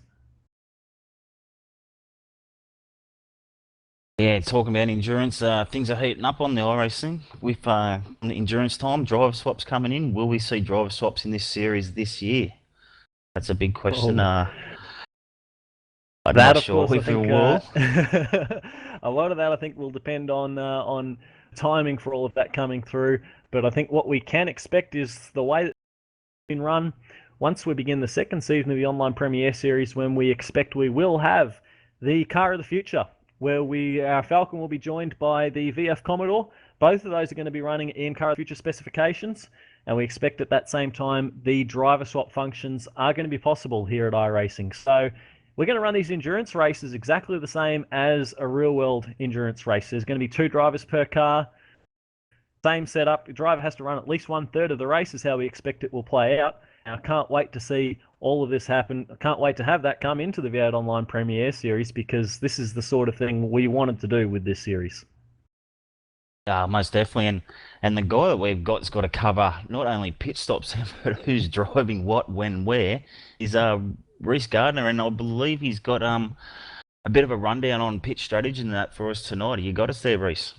Yeah, I have indeed, guys. I've gleaned a few little tidbits of information from some teams that I was listening in on. They inadvertently given away their strategies to me, so I'm going to hold off on saying exactly who these strategies are coming from, but I'm going to say enough to give you and the viewers just a general idea of what guys are planning to do this race. I'm hearing from one particular team that there might be 37.5 litres of fuel taken at each pit stop, stopping twice. One guy is saying maybe he's going to do 35 litres of fuel at the first stop and 39 at the second one. Of course, as I mentioned in qualifying, Jared Filsell was talking about how fuel consumption was affected by the weather, so that is going to come into account. And I'm hearing from one particular person that the first stint is going to be 17 laps. Then he's going to do a longer stint of 25 laps and then an 18-lap stint at the end, and may be pitting, let's say, a lap earlier than he thinks some other guys might pit, because the undercut apparently is going to be massive at this event. So I'm also hearing from Tobias Zerny. He was briefly considering that 1 stop and fuel saving could compete with a 2-stop, but he couldn't be sure, and I think it's safe to say that 2 stops is going to be the way that the vast majority of people are going to be going tonight. So that's all I know about strategy for now, guys. Over to you. So pretty well what we know is anything's possible. There's a lot of mixes, is there, isn't there? Yeah, I've talked to the guys at Synergy Sim Racing, and I asked them what they were planning to do for their strategy, and all I got back was, we don't know. So, it's going to be very interesting. It certainly is, and the fuel saving from Tobias, that could be something to watch. I'd imagine a very hard track to save on fuel. Of course, not a huge braking zones. That's where I save my fuel, so that will be interesting to watch if he tries that. Yeah, I'm sort of doubting that he will, though, because I think it's become obvious that 2 stops may very well be the way to go. But if he decides to pull a surprise 1-stop strategy, I'll be there and listening in and giving you guys the information when I can. Now, the undercut you mentioned, Reese, any idea where that would come from? Is it tyre pace, do you think, or is it just the clean track, getting the extra weight from a fuel tank over and done with? It's tyre pace. I was listening in on Jared Filsell at ANZ, and he was saying that the time difference between a new tyre and one that's been running for a couple of laps is quite particular at this particular track. So yeah, that the undercut is from tyre pace, at least as far as I know. Now that is fantastic.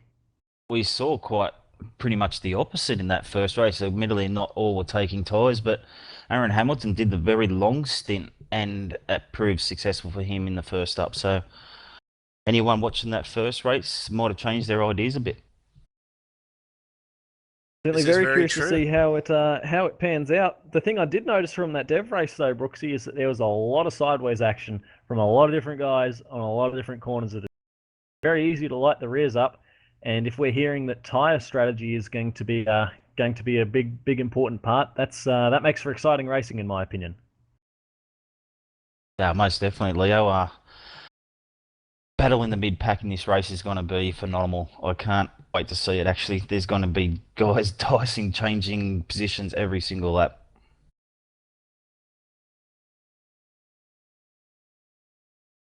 Of course, the big question is, has anyone got the answer to Richard Hampstead's pace? He's got another pole position. He can get a good clean breakaway and have a couple of guys battle behind him. It could be all over from the.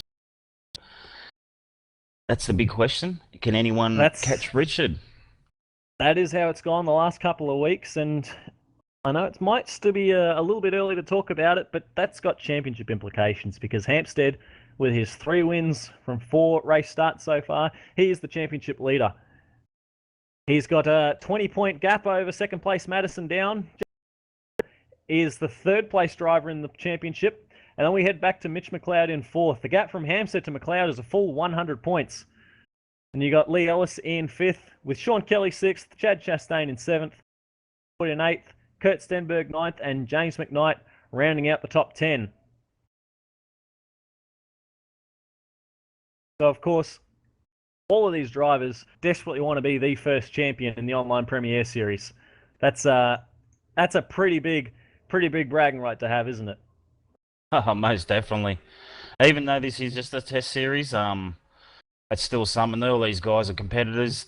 They want to have that. They want to have the momentum going into next year, mainly. Yeah, as you touched on there, this I guess the point of this series was to allow everyone at OSR the opportunity to learn about how they could run this new Online Premier Series. But you know what? The drivers don't care. It's a championship. They want to win it. And they're all going to race as hard as they dare to do anything possible to claim a race win and claim that inaugural championship. Now, of course, we have got drivers on track now for a quick 10-minute warm-up. Give the guys an opportunity to get familiar with the track again, get familiar with any changes to weather conditions and how that will affect pace, fuel economy, tyre strategy and the like. And then we are going racing. 60 laps, just short of 250 kilometres here. And it is going to be, if the dev race was anything to go by, it's going to be explosive.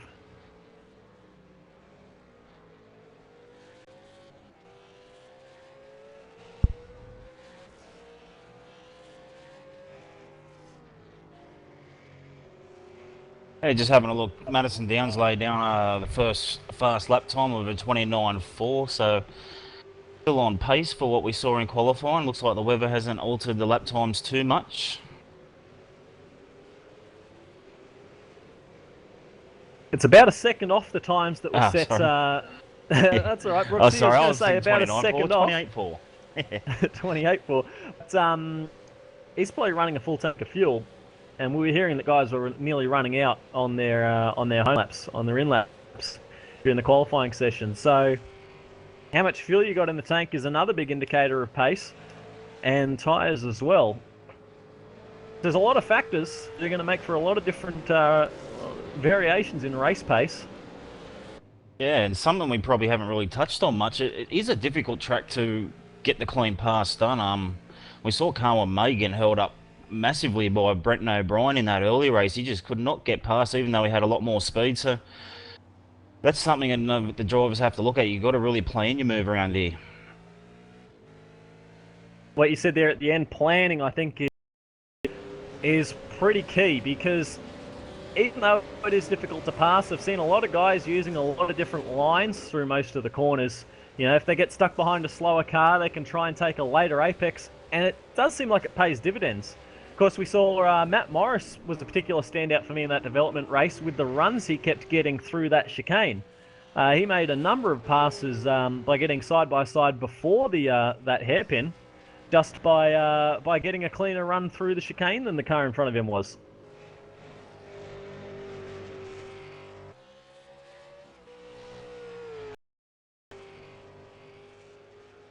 Yeah, now of course, guys, with the 2 pit stops in this race, me and Leo and Reese are going to try and keep this up to date on everything that's happening. But obviously, we just elaborated on there's going to be a huge amount of different pit strategies. So we'll try and keep this up to date and over everything that's happening on track.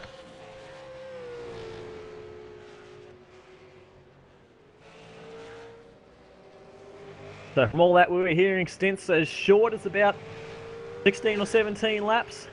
Someone wanting to run a middle stint of about 25 laps. And you'd expect that those would have been divided up fairly evenly, but if someone wants to run an alternate strategy, who knows what they could come up with. Well, with fuel saving, it could be possible with a lot of fuel saving to do 1 stop, so that'd be 2 30-lap stints.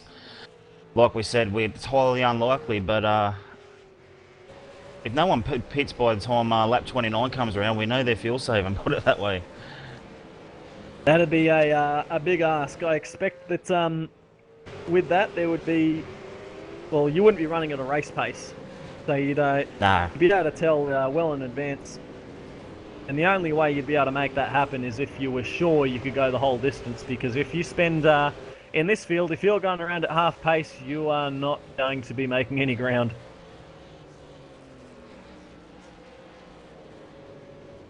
Just 60 seconds remaining in the warm-up, and then we are going racing here at Donington Park in the UK. 60 laps around this beautiful 4-kilometre circuit, 12 turns, and the first endurance race of the online Premier Series. Seeing the warm-up times about a second off, but some familiar names up the top, with Jared Filsell leading the warm-up, followed by Madison Down, Lee Ellis, Dylan Sharman's up there, so is Michael Cracknell in position number 5, followed by Chad Chastain, Ian Ford, Tobias Cerny, Mark Anderson and Michael Fulcher rounding out the top 10 in this short practice session. The times don't count for much, but of course it's a great opportunity to get yourself familiarised with the conditions again. As the Chief Steward of Diamond Blacks, just given the guys last minute instructions over team radios. He's Mike Korolev's away on holidays. He's usually the one wielding the big stick. Simon Black's filling in tonight as the head steward, so he'll be all over everything, trying to keep these guys in line and in check. Flag is out on the warm-up. That's going to call an end. And we are going to be gridding up here. So running through that starting grid for you once more. Richard Hampstead, our pole sitter for the 4th consecutive, followed by Chad Chastain on the front row with Jared Filsell, Tony Autridge, Madison Down, Sean Kelly, Matthew Hill, John Latham, Mitch McLeod and Michael Fulcher rounding out a very competitive top 10. Yeah, with Lee Ellis in 11th, Dylan Sharman, Kurt Stenberg, Ian Ford, Curtis Chipway got 15th, Nigel Baines, Marty Carroll, Tobias Cerny, Mark Anderson and Philip Johansson is your top 20. 21st position is held by Damien Butler, followed by Bo Cattell, Michael Cracknell, Brad Smith, Corey Preston, Jason Dixon, Lance Perkins, Leon Tander, Todd Parks, and 31st position goes to Jake Burton, and that rounds out the grid. See, the drivers down in the back of the field are actually around that final turn there. They are too. And the lights are up, and we are getting ready to go racing. 60 laps here at Donington Park, and it's going to be a mad rush down to the first turn. They're out. We are going racing, and it's a very strong start by Jared Filsell. And you've got some dicing and weaving back in the pack as Tony Autridge tries to get position on Chad Chastain, but Hampstead leads into turn 1, followed by Filsell, Chastain. And you've also got Autridge, Down and Kelly side by side, and Matthew Hill trying to capitalise, heading down to the old hairpin. Yeah, Chastain got a lot of wheel spin off the line, which Filsell just rocketed straight past. He was lucky not to get rounded up by Autridge there, Chastain. Everyone trying to capitalise on the opportunities on this first. A long way to go, but if you can make a quick position on the first lap, that's exactly what you want to do. Filsell up the front is pressuring Hampstead, And Chad Chastain is right there with him. Talk about pressure. Madison Down's got a lot of pressure from Sean Kelly right behind.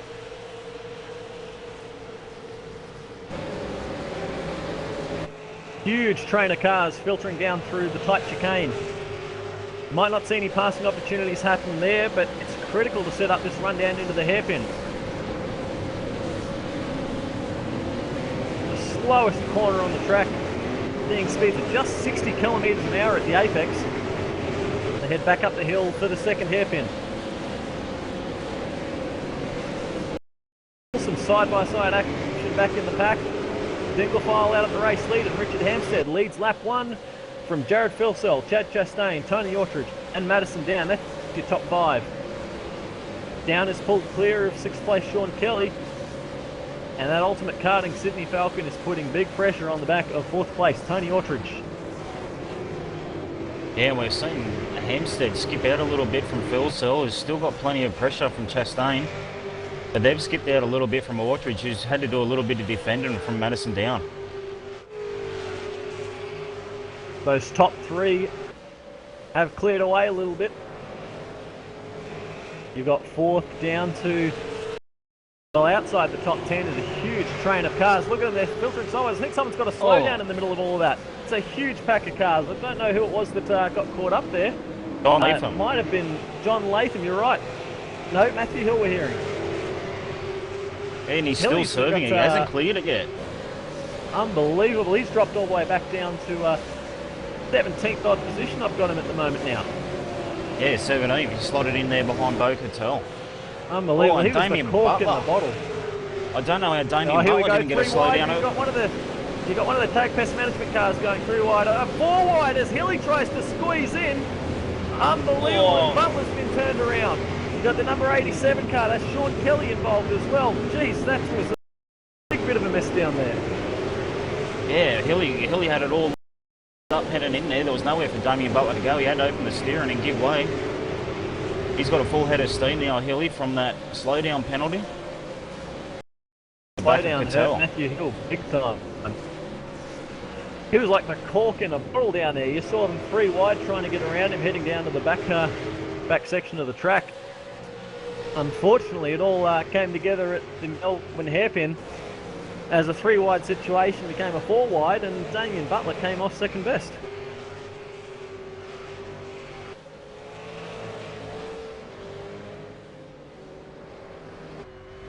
As up the front, I've got something happen to Sean Kelly. I haven't got him up the front there.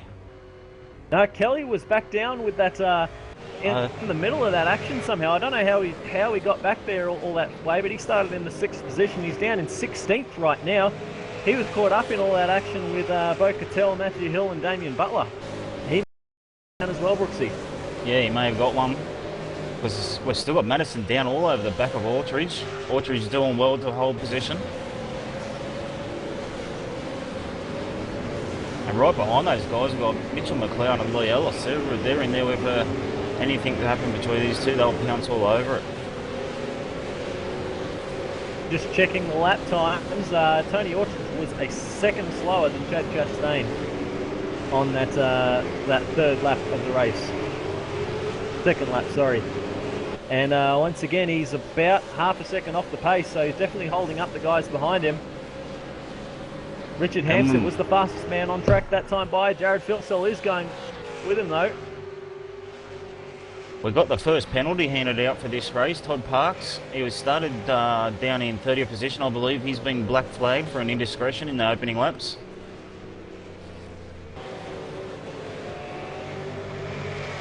I'll find out what that is about, but Brooksy, this is just a huge train of cars. But less than a second separating everyone from where from Tony Autridge in 4th. Is not out there at all. Autridge is taking a different line to Madison Down. Down's keeping the pressure on here. To be perfectly honest, I'm not sure where to look in this race. There's battles happening all over the racetrack. That has been a bit of something we're used to here in the online Premier Series. The guys turning it on everywhere you look. Madison Down is trying his very best to get around the 4th position Tony Orchard's there. But Orchard in the TTR Hybrid Racing Falcon is not making it easy for the Orange Ultimate Karting Sydney Falcon. Yeah, has anyone told him that's the team boss right behind him? The guy battling for this championship. Probably the main guy that you want to beat. But the battles on track have been thick and hard, and Reece Gardner got some information from the pits for us. Yeah, indeed I have. A return of TTR Spy Guy telling me what's going on in one of the top teams in Australian sim racing, but not a particularly good race for them so far here at Donington Park. I heard that he did indeed get a slowdown penalty, and that's why he was back at 16th. And Madison Down is having car problems. He says that the car feels terrible, absolutely shocking understeer. So Madison Down with car problems. Well, Reece, I got to say, for someone with car problems, he just put on an unbelievable move to go around the outside of Tony Orchard. Orchard is going to drop another spot to Mitch McLeod, but that move from Madison Down was spectacular. Drove it right Madison around Down the was outside. about, isn't it? Absolutely right. So Orchard has dropped himself back down now into 6th position. McLeod managed to slip by, and Lee Ellis is the next one to try and line up for a shot. But this is where all the action is right now. Fulcher behind in the Kamikaze Racing Falcon. He's moved up into 8th position. And with the way these guys are fighting, that's going to bring this pack just right up close together once again. To put it simply, guys, the talent of Madison Down, he's got internet dramas tonight. He's got a car that he's not happy with, but he'll just drive it around the outside of a teammate, no worries.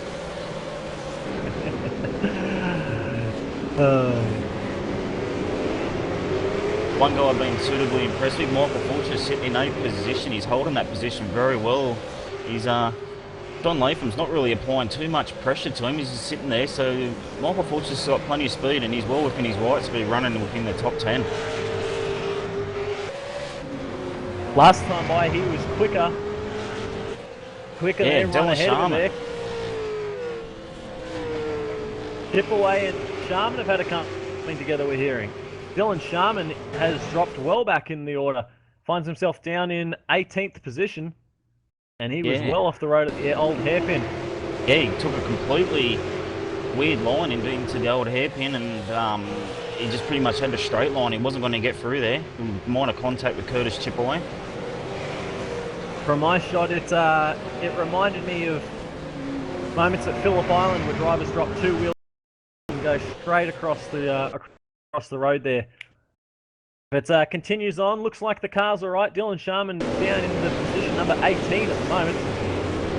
Trying to make a move on Michael Cracknell down at the Melbourne hairpin. Cracknell just opens the steering. Tries for a crossover but makes nose to tail contact. Now we'll see if Sharman is able to make much of a recovery. Long way to go in this race. Lap 7 of 60, and it's still Richard Hampstead in the race lead. Jared Filsell and Chad Chastain still holding down the podiums. But Madison Down has brought himself into 4th position, and he's chasing down that podium. But we've been watching the action from 5th on back. Quite similar to the development series race. It's like a rubber band, these guys. Someone gets a bit of a gap, stretches out, and brings them right back together again. Of course, we'll see the pit window is pretty much opened up. You could maybe pit now and get 2 full tanks and make it home from here. So we're keeping an eye out for any drivers trying the undercut.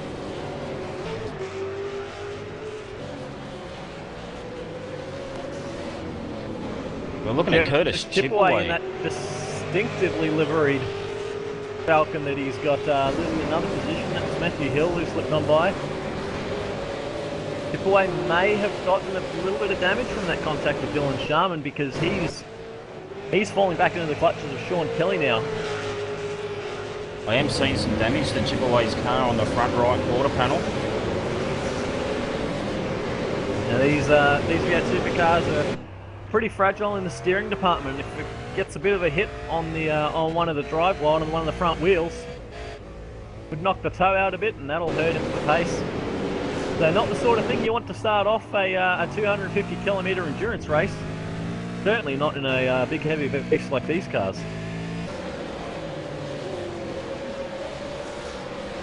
Meanwhile, up the front, Richard Hampstead hasn't been able to shake Jared Philsell.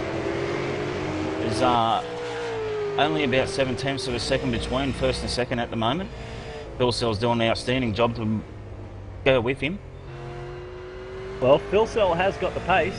His fastest lap was a 1/10 of a second quicker than Richard Hampstead's, and he was 2/10 quicker that last time by, so the gap is closing up a little bit. Fastest man on the track at the moment is Jared Philsell. Fastest lap was actually set by Mitch McLeod. It's a 29.8.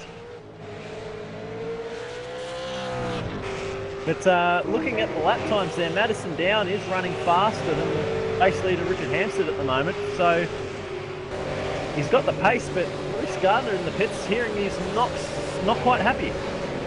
No, definitely not. I just heard from TTR Spy Guy that Madison Down a telemetry readout anymore. The battery ran out on his iPad that was running iSeed, which is one of the most used telemetry softwares for iRacing. So Madison Down is currently driving blind right now. It seems to be a night of what can go wrong will go wrong for Madison Down. And yet he continues to pound out amazing lap times. That could hurt him more in the strategy department. Reese, ice speed, of course, extremely useful for judging fuel burn and distance between stops. And I'm sure he'll have to manage in the old-fashioned way. We'll see where he ends up at the end of the race, but currently 4th position, nothing to sneeze about. Yeah, certainly not. I'm also getting some information right now being fed to me from the stewards. Explanation for a few penalties and such like. They're all on lap 2. We've got Matthew Hill on Damien Butler, which was obviously for that dive bomb down the inside. And that's a yellow card penalty, 20 points for Matthew Hill. We've also got Corey Preston and Todd Parks for an incident on lap 2. That's a black flag for Todd Parks. And on Corey Preston and Tobias Zerny on lap 2, there's been a 20-point penalty for Corey. And I'm also hearing that Jared Philsell has given away a little bit of his strategy. Running currently behind Richard Hampstead, he is planning to wait for Hampstead to make the first move. He's saying that once Richard pits, he'll probably wait a lap and pit after that. So that's all I've got right now, guys. As I'd like to bring our attention to the battle between John Latham, Fulcher and Lee Ellis. Fulcher was having plenty of looks at Lee Ellis while Reese was talking then. Guys are having a great battle. Yeah, Fulcher the meat in the sand. I know John Latham was sitting back, almost like he was it easy a bit earlier. But I'm sure he'll pounce on any opportunity. And same goes for Michael Fulcher. He definitely looks like he's got pace over Lee Ellis at the moment. Car's looking good. It's just this track does not look like the easiest place to pull a move on.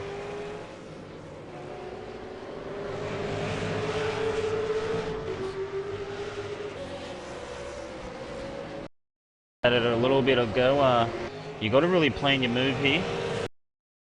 You got to make sure probably 2 or 3 corners beforehand that you're getting the right run, the right apexes, and before you can really get that move down in the inside.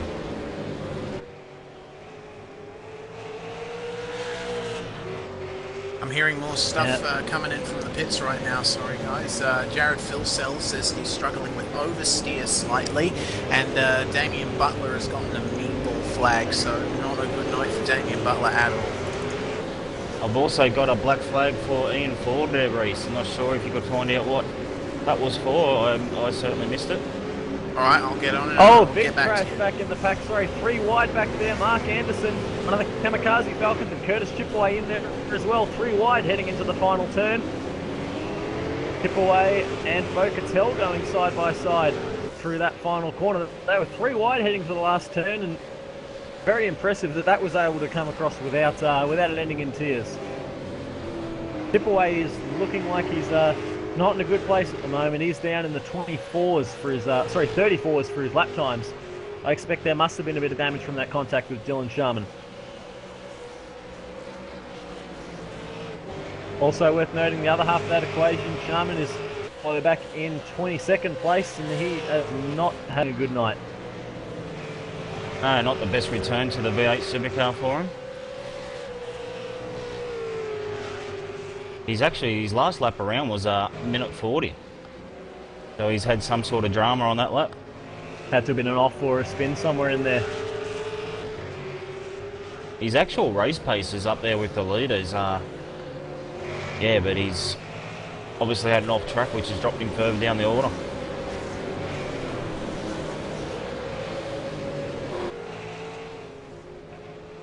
Now, just talking about hearing Mark Anderson off the road. Another one of the Kamikaze Falcons. Down in 17th position. I was going to say, hearing about those race strategies, interesting to hear Phil Sell talking about running a lap longer than Hampstead if he was worried about tyres going off. And Phil Sell's pace has dropped off quite dramatically compared to what he was running earlier in the race when he was actually hunting down Hampstead. And Mark Anderson, first one into the pits. This is lap 12 of 60. Mark Anderson making a stop, an early stop. He can make it on one more stop from here, but they're going to be two big stints to close this race out. Two sets of 24. He's going to have supreme confidence that his tyres are going to be able to hold up. The last two corners of this track are absolutely killers on the tyres, so he's going to have to be real careful through there for the next 48 laps.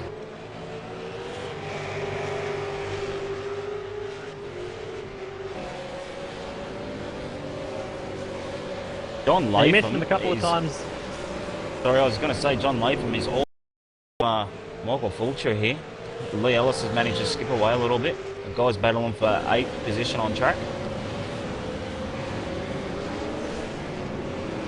I've got to say, Fulcher is driving very well in 8th position at the moment. He's going to got a slowdown penalty by the looks of things at that hairpin. It is possible to do if you take too much curve on the inside.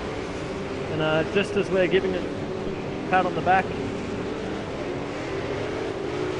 That's the commentator's curse strikes again. Terrible, aren't we?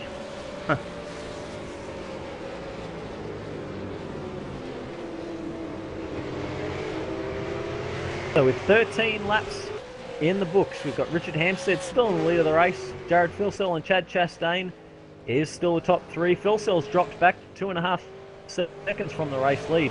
Down is in the 4th position, followed by Mitch McLeod, Tony Autridge, Lee Ellis, John Latham, Michael Fulcher, and Marty Carroll's brought himself up into 10th.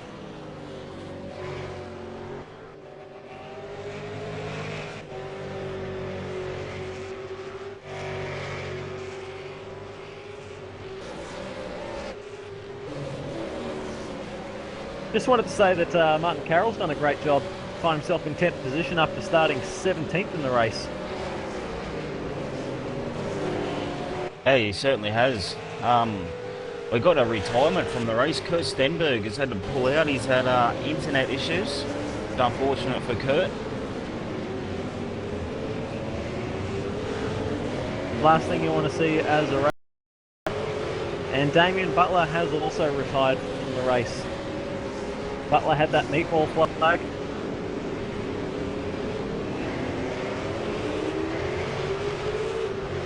Of course, Jake Burton started from very rear of the field. He's up into 19th now. Just one to watch to come through the field. I knew he had a bit more pace than what qualifying would have suggested. And we're touching him just as he muscles his way past Leon Tander. That moves Burton up into position number 18 after starting 31st in the field. Very strong run by Burton. His pace is there. His car's looking pretty good. So very curious to see how these guys play the strategy game, because we're nearing the part of the race where we expect to start to make their pit stops. Some people are going to try the undercut, stop a bit early. Others might try and divide the race up into even segments. Stop at lap 20, then at lap 40 perhaps.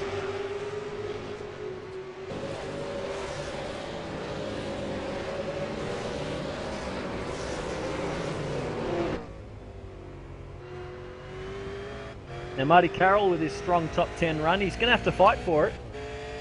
You got Matthew Hill behind him. Hilly putting big pressure on Marty Carroll's V8 Superfans Falcon.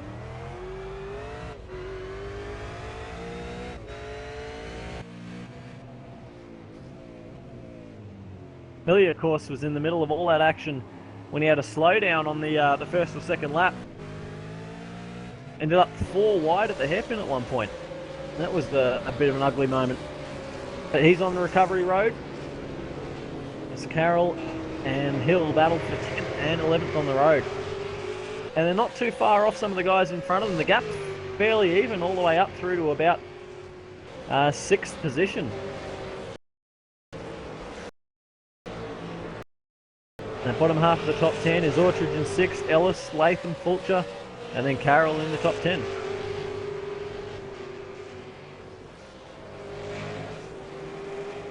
Now, 2 leaders, they're pretty well matching lap times. One will go quicker one lap, and then the other will go quicker the next. So they're trading lap times at the moment, but no one's been able to answer them. They've stretched it out to a 8-second lead over 3rd place at Chad Chastain.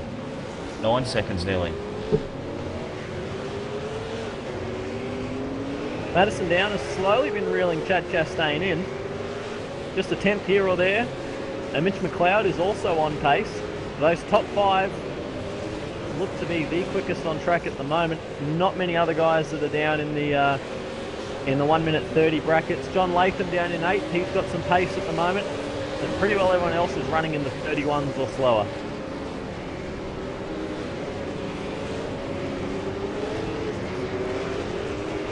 Of course, Mitchell McLeod, he's been having a very strong run in the official racing series this season. Bit of a return to form for Mitch McLeod. Holding down a very strong 5th position.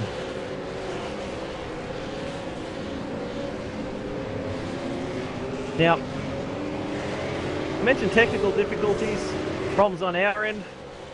For example, problems with internet for some of the guys in the race, and Reese has got some info for us. It extends a bit than what you might think is possible. What have you got, Reese?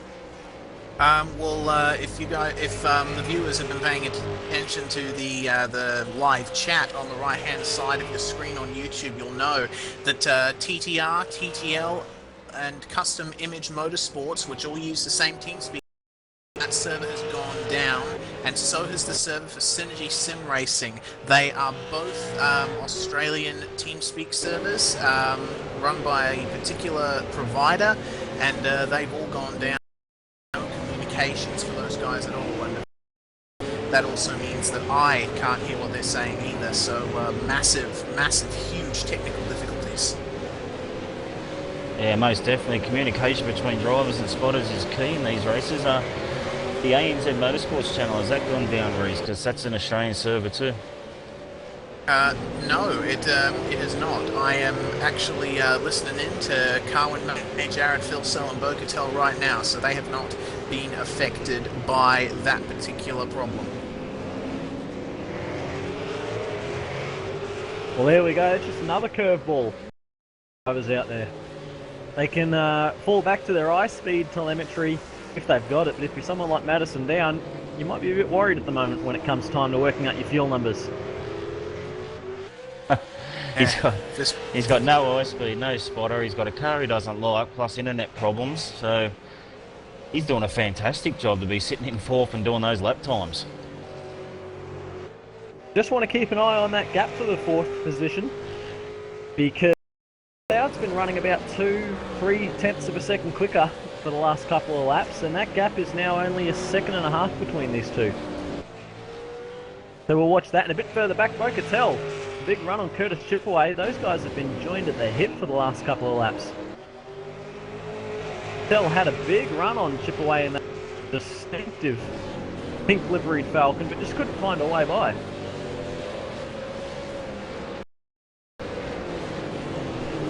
Catel's had a strong race, moved up from 22nd on the grid into 14th position at the moment.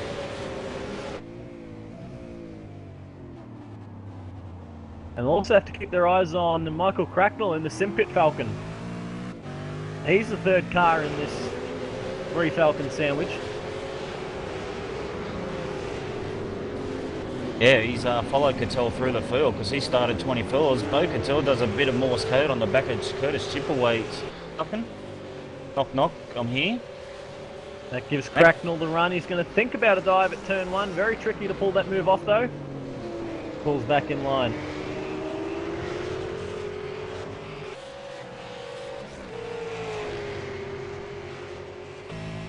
At lap 18 of 60. Expect pit stops to happen within the next couple of laps. Lap 20, of course, divides the race up into 3 even segments. And there seems like the intensity's lifting a bit. John Latham, for example, putting big pressure on Lee Ellis. That's the fight for 7th and 8th position. Yeah, I was just going to touch on this. John Latham's been slowly reeling in Lee Ellis lap after lap. And he's all but there now. So one little mistake from Ellis and Latham will be through.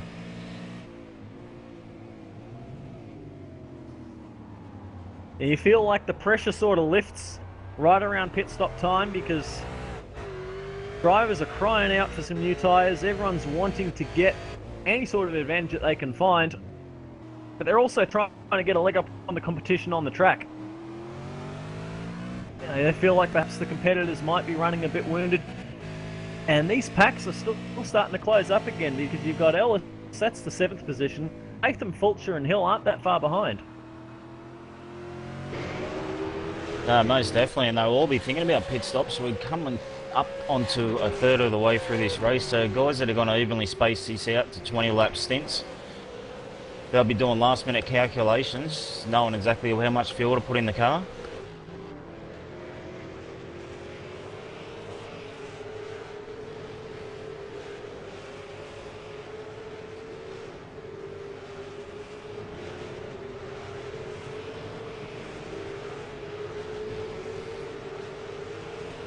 Madison Down is still slowly but surely reeling in Chad Chastain. Looks like Chastain may have a bit of lap traffic that he could be running into shortly. You got Kurt Stenberg pulling out of the way. Stenny has rejoined the race, but those internet dramas that he had have dropped him a couple of laps by the looks of things. Stenberg running 3 laps down at the moment. And you got Todd Parks moving aside. Of course, there's a very high level of sportsmanship between all the drivers involved in the race, and that allows the fight for the front positions to continue on. Yeah, Stenberg makes another trip down and into pit lane. Philsell pits from 2nd position, so Jared Philsell on lap 20 is the first driver to head for the pits, well, the first of the front running drivers. Martin Carroll behind him as well, so these top 10 runners. And Philsell is still sitting in pit lane. Teammate Cattell, he's in as well for Philsell. So they've thrown a bit of a curveball, I think, to Reese. He's away, 26.7 seconds to stop from Jared Philsell. Reese, any info on that stop? Jared Philsell has put down his tyre pressures, a single click on every tyre, and he's been instructed to fill the tank up. So he's going to go for a long middle stint now, I believe. Here we go. Interesting to see how long that takes these guys. So 19 laps completed. Lap 20 was the stop. Unfortunately, Philsell's come out in traffic. He's finding himself stuck behind Bobby Ivanovic. That's one of the JFF Racing Falcons. He finds his way past, got the inside run. So those tyres that he took off the drivability of the car. Wanted to note as well, Martin Carroll's Hampstead reacts. Also a 26.3. Richard Hampstead in. Hampstead's reacted. He's straight into the pits. Cover off any undercut from Philsell. Addison Down stays out. Chad Chastain in the pits. Mitchell McLeod in the pits. Anthony Aldridge in the pits. That stop by Jared Philsell has just opened the floodgates to the pit stops. Yeah, everyone's reacted to their cars around him. Oh, as John Latham's overshot his pit bay, he's had to reverse it back a little bit. It's going to cost him. Going to cost him in a big way. Hampstead stopped at 25.9. Hampstead at pit exit now, and he's out. and rejoins the tracks. Looks like that 4-second gap has maintained between Richard Hampstead and Jared Philsell. So those two, the effective 1-2 in the race. Chad Chastain out and ahead of a big pack of cars. So it looks like Chastain manages to hold his third position for now. Madison down. Stays out. He's assumed the lead of the race. And this is where we might see some alternate strategy, because Madison down might try to run long for this first stint and have some at the end on his tyres.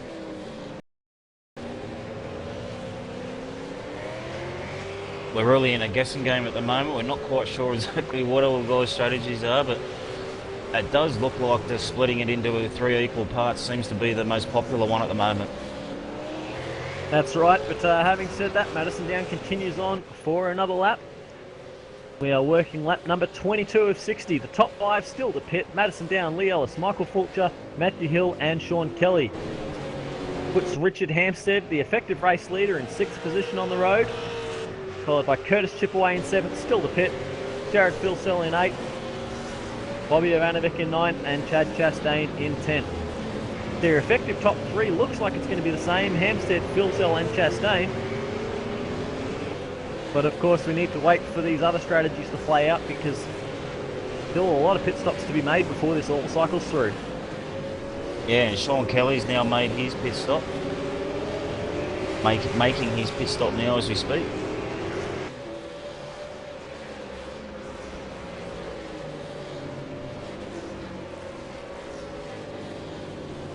Curtis Chipaway has stayed out. He's got a fast approaching Jared Philsell. It was 4 seconds quicker that last lap around than Curtis Chipaway.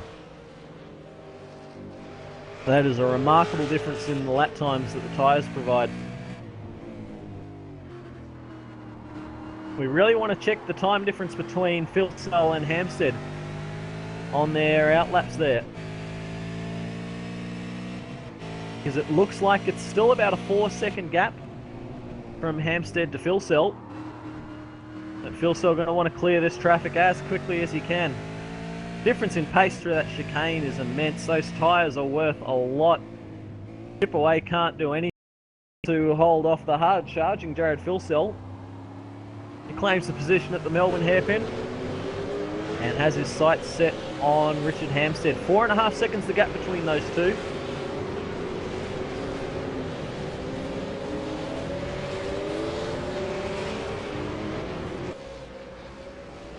And Hampstead's first fast lap out of the pits was a 29.3. Philsell was a 29.2. So really nothing between these guys. They're matching each other for times.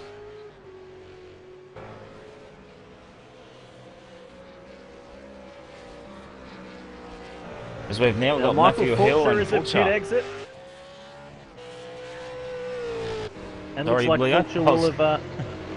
Sorry, I was talking about the exact same thing, I believe. It's Michael Fulcher exiting the pits, and he's looks like he's jumped Mitch McLeod, and Tony Autridge is a bit further back than what we would expect. He was 4th coming in, 4th or 5th coming in, and behind some of these guys. Finds himself down in 9th place on the road.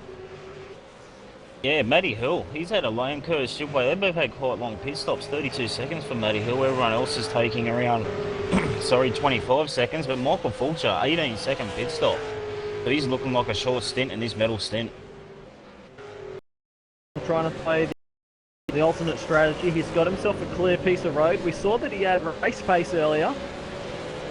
He's one to watch towards the finish to see what he can do with this opportunity.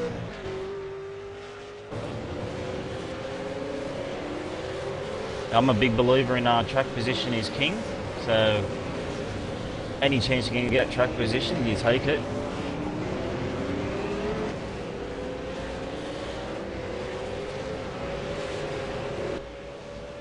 And we have then Madison Down and Lee Ellis completing the first round of pit stops. Looks like that'll have pretty well everyone through. Madison Down on off the jacks and away, a 31.2 second pit stop. He's going to filter in behind. All right, with Marty Carroll there.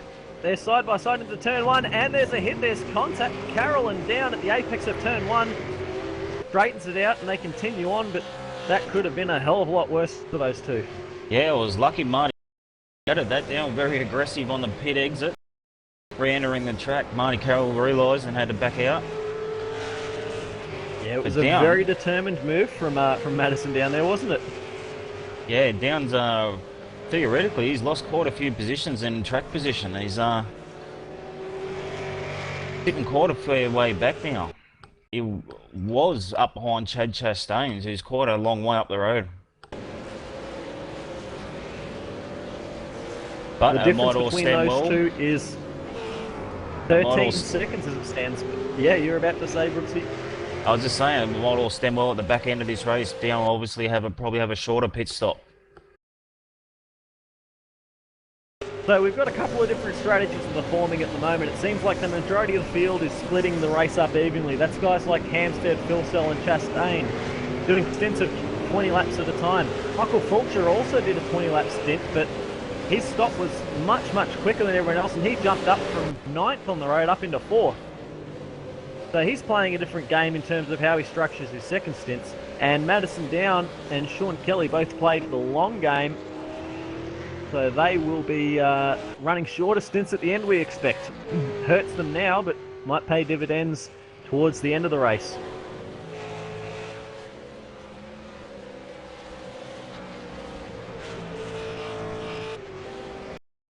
The real big winner out of all that was Richard Hampstead, our race leader. He's now out to nearly 6 seconds in front of Jared Philsell out of those pit stops. Open up quite a margin.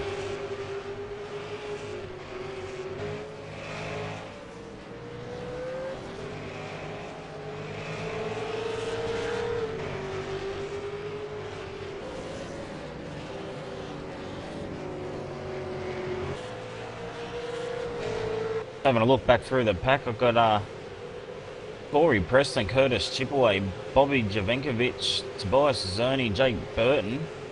Those guys are having a ding-dong battles. They all head up the hill. Not much separating all 5 cars. Just had my eyes on those before, Brooksy, and Burton especially done a great job from back in the field to find himself in 16th position. Zerny and Jovanovic have been going at it hard for a number of laps, and Curtis Chipaway we've seen already been in the wars this race.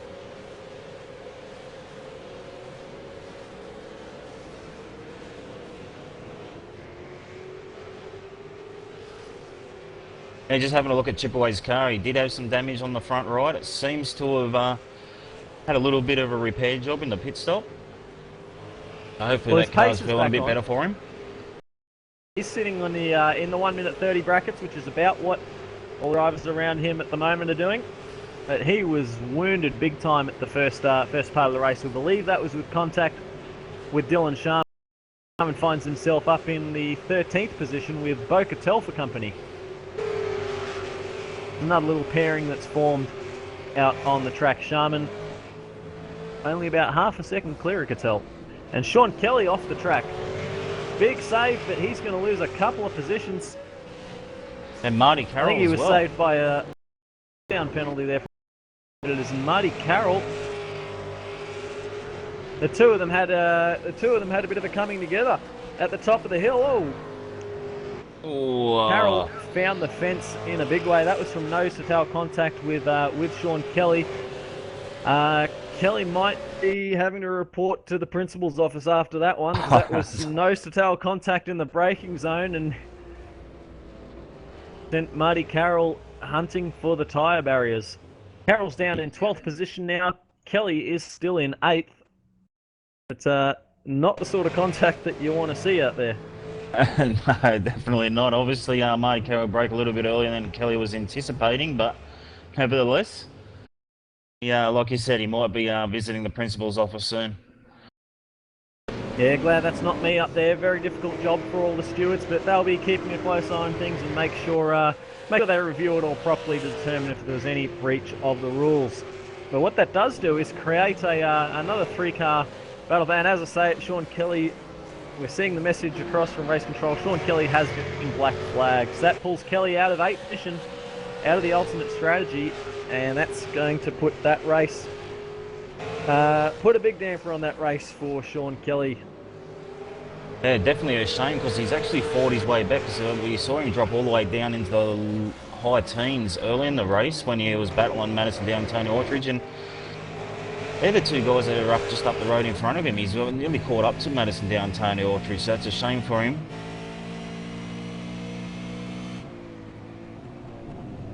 Of course, Madison Down and Tony Autridge had a great battle early in the race, with Down putting on perhaps the move of the race so far. And they're right back at it again, because you've got Down and Autridge fighting over the 7th position. And you got Mitch McLeod in there as well. Madison Down, he's looking on Autridge by side into the Melbourne hairpin. That's a more... And he pulls off the move. I was going to say, it's a more orthodox move from Madison Down. Mitchell McLeod's the next one in his sights. Of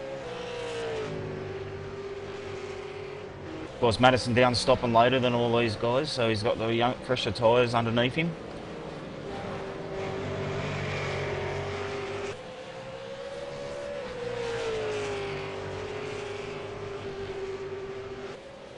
And I'm hearing over the team radio that Corey Preston's been told to readdress position, so he's doing that now. He's just moved over to the right, out of everyone's way.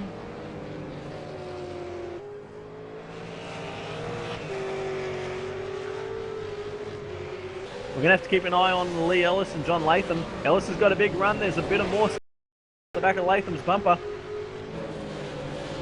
John Latham still has the high ground, but see, they were mighty close through the apex of that corner.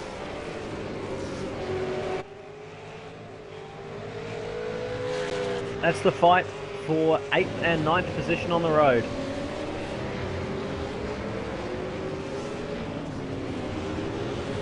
Ellis has got pace over John Latham at the moment, just trying to find a way by. It isn't the easiest thing to do. Yeah, of course, Lee Ellis pitting when Madison Down pits, so he's got the younger tyres on his car as well. He'll be wanting to use that to full effect to get this position done. Absolutely, that strategy is blown if you get held up in traffic. The idea is to be running a lot of pace at the end, get the long stint over and done with at the start. They lost a bit of time through not having the fresh tyres, but the idea is to claim that back as they keep going.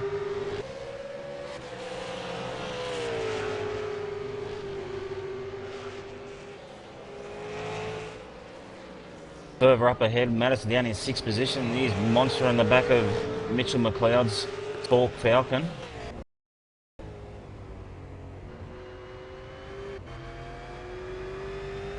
That's the tyres coming into effect. Madison Down's got a very, very strong run.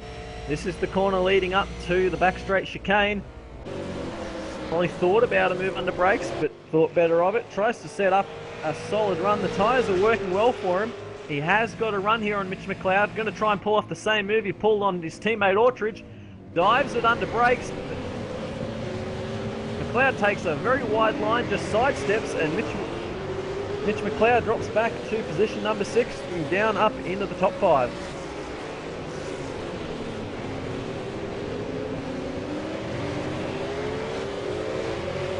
Yeah, it's a nice comeback there from Madison after dropping those positions in the pit stops.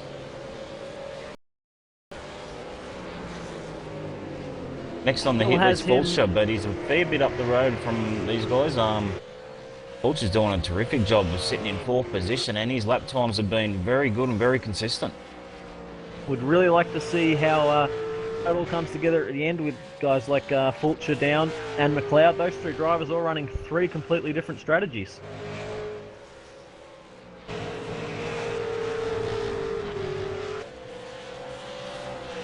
Meanwhile, up the front, Richard Hampstead's egging out that lead a little bit further. It's out to nearly 7 seconds over Jared Felsell now.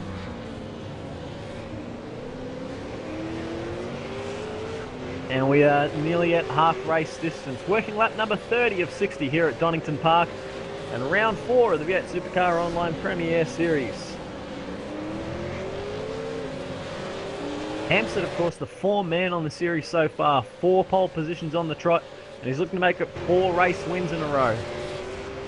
Just really put a big stranglehold on this championship, has he, in such a short period of time. Then looking a bit further in the back, there's still that fight with Lee Ellis and John Latham. Ellis is desperately hunting for a way past.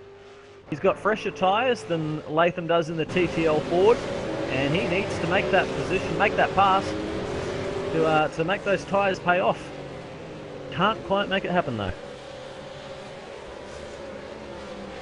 That's another thing we haven't touched on, Leo, is the length of this race. It's 236 kilometres, so it's quite a long way. Imagine like a full race on the Sunday at the Clipsal 500, how exhausted drivers are with that. These guys have to concentrate for pretty much the same period of time, around 2.5 hours, so 1.5 hours, sorry. So concentration factor towards the back end of this race may come into play as we see Lee Ellis get massively sideways heading up the hill.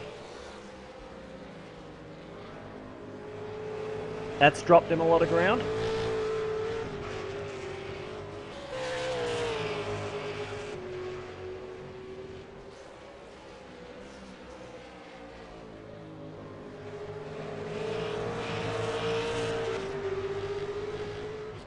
I keep training my eyes back to this battle between Bo Cattell and Dylan Sharman. Could throw a blanket over the pair of them at the moment.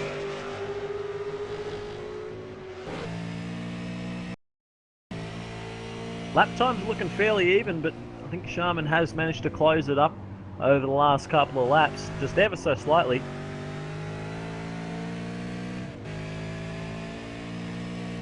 Sharman coming back from an off-track excursion very early in the event. Bit of a wounded car, but he's on the pace and he's fighting for 11. But Bo Cattell's no iRacing V8 Supercar Series. Dylan Sharman himself, no stranger to success. Very well accomplished racer in the Australian-New Zealand club. Yeah, I think he's had multiple titles in the Cadillac, and he's a big fan of the GT3 racing.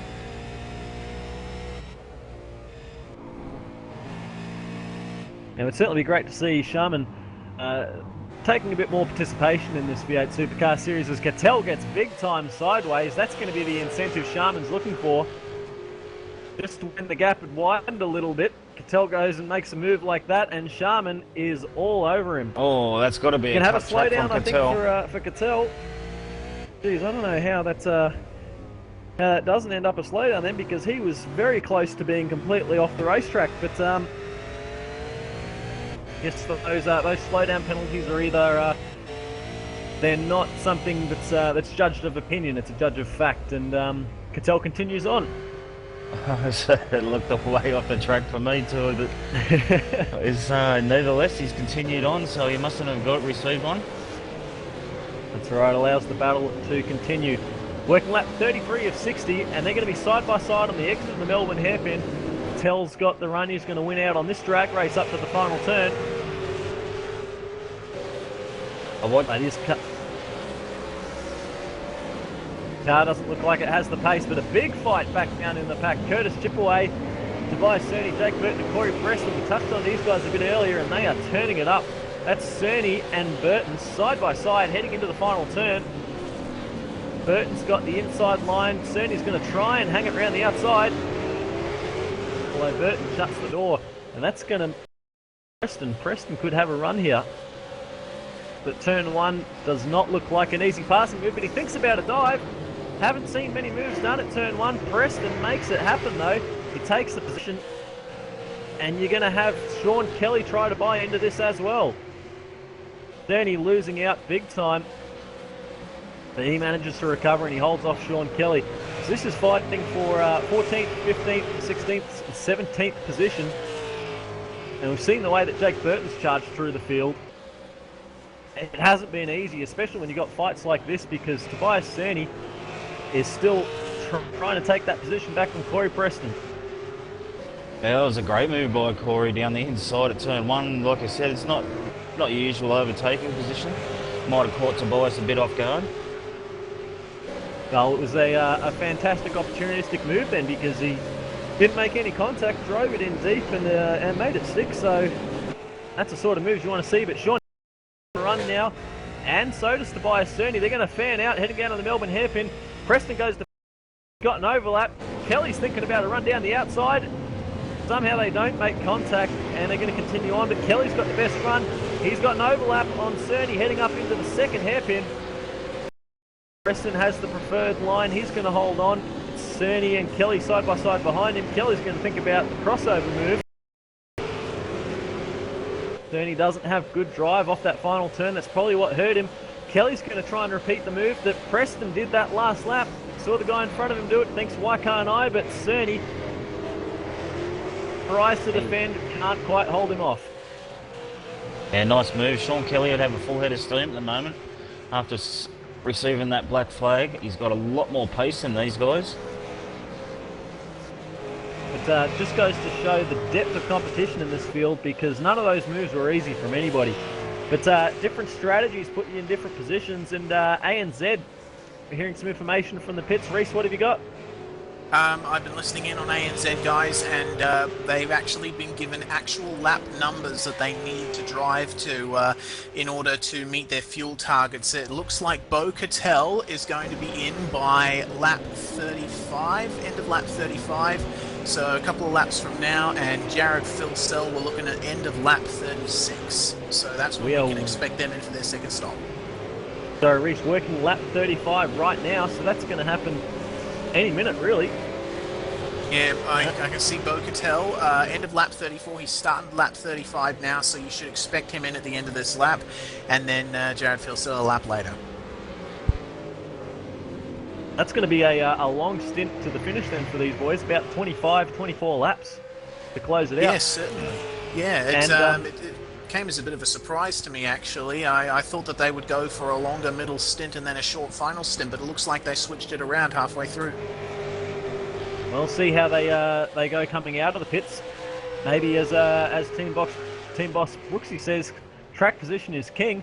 But the pace that Bo Cattell's got at the moment, he's looking very vulnerable to Dylan Sharman. Herb Sharman hasn't managed to take the position, so we'll see what happens. Yeah, I'm completely oblivious to the guy's strategy. I really didn't have a chat to him about what they were going to do, so everything that Reese is saying is news to me as well. So the guys we're going to keep an eye on towards the end of this lap and the next lap, Jared Filsell in position number 2, 10 seconds now to go, and Bo Cattell in position number 11. I should add, sorry, go on, Leo. No, carry on, Reese. I was going to say Jared Filsell is still struggling with oversteer problems. His rear anti-roll bar is as soft as it will go, so that's probably going to be a thorn in his side towards the end of the race as both Cattell and Sharman go into the pits together. Interesting to see Sharman following. How there wasn't contact there in between them. Both had it locked up trying to slow the car down for the pit lane. Yeah, what worries me with that sort of situation then is speed limit. Hope no one gets pinged.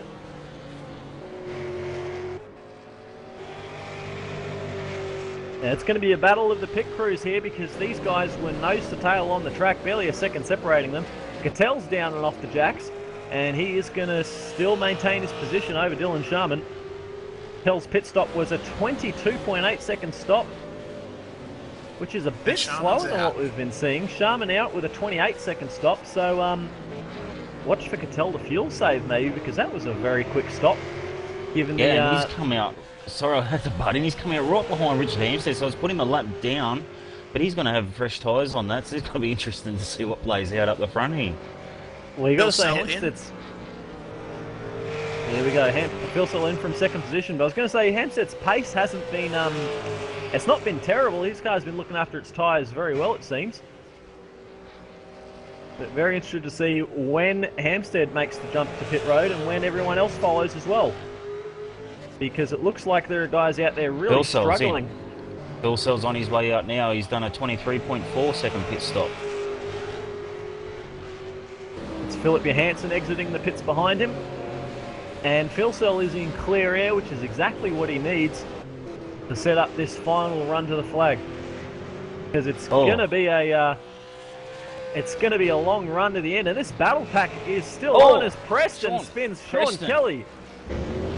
Preston and Kelly came together at the final turn. There was contact, and it's Sean Kelly that spins around. Yeah, it's unfortunate. It's a case of when it rains, it pours for Kelly tonight. I was just about to say these battles between Kelly and Preston is going off, and all hell broke loose. Corey Preston straight up black flag. Do that without taking on any fuel tyres. Yeah, there was a bit of banging action happening in the corner before that, because they were really beating it on hard each other, and I think that Preston might have been feeling a little bit hard done by, but payback's not the way to do it on the racetrack, at least. Fulcher enters pit lane from 4th position. Madison Down have been encroaching on him quite a bit, so he's jumped in to get some new boots. John Latham into the pits as well. So I want to see how Latham and Fulcher, how those two compare for their pit stop times. Because if you recall, before the first stop, they were fairly close on the track, and Fulcher had that really short fill.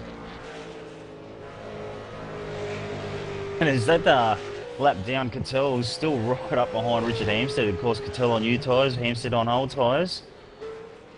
Yeah, I'm hearing in the ANZ TeamSpeak, Cattell was having issues sitting behind Hampstead and is being held up a little bit. They were discussing whether to attempt to pass on him, but it seems ultimately they've decided against it for now anyway. Still waiting on Hampstead actually coming into the pits. Now, Fulcher is out of the pits. It was a very long stop for him, obviously taking the fuel that he didn't grab in that first stop. As Hampstead goes in the pits. And that unleashes Bo Cattell on that fresh rubber.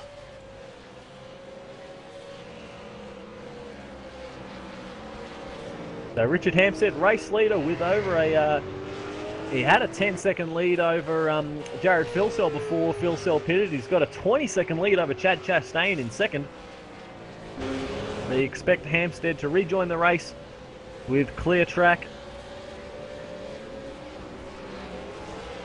And unless there's any problems, he is in prime position to take another race win. So race leader Hampstead off the jacks. No need to take any risk in terms of fuel strategy. And he rejoins the race in 5th position on the road. The gap between he and Filsell, though, is about 5 seconds by my information. Filsell had a much quicker stop. Yeah, there's about 3 second quicker pit stop from Filsell, plus the extra lap on the new rubber, so that's brought the gap down a bit.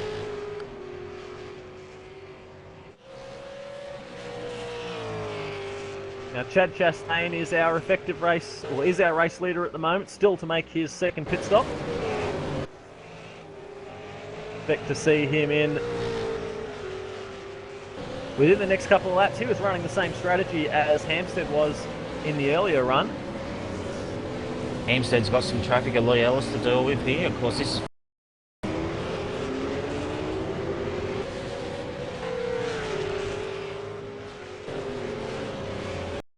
Guys, you think that move will happen easy, and it does.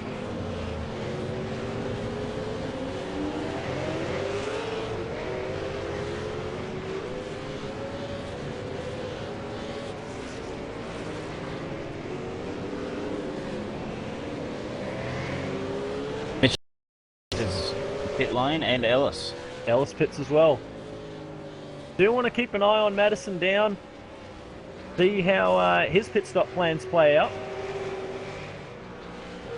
As we are on lap 40 now of 60 complete. Ran very long in that first stint. Like he may be running the same.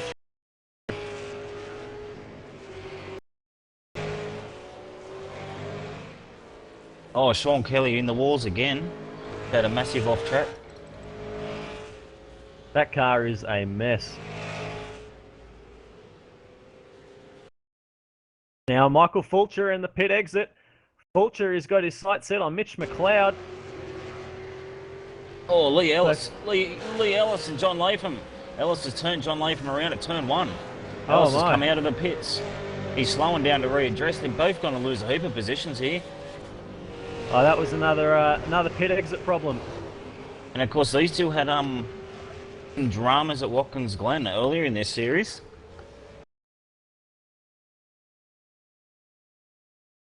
As Ellis readdresses the position.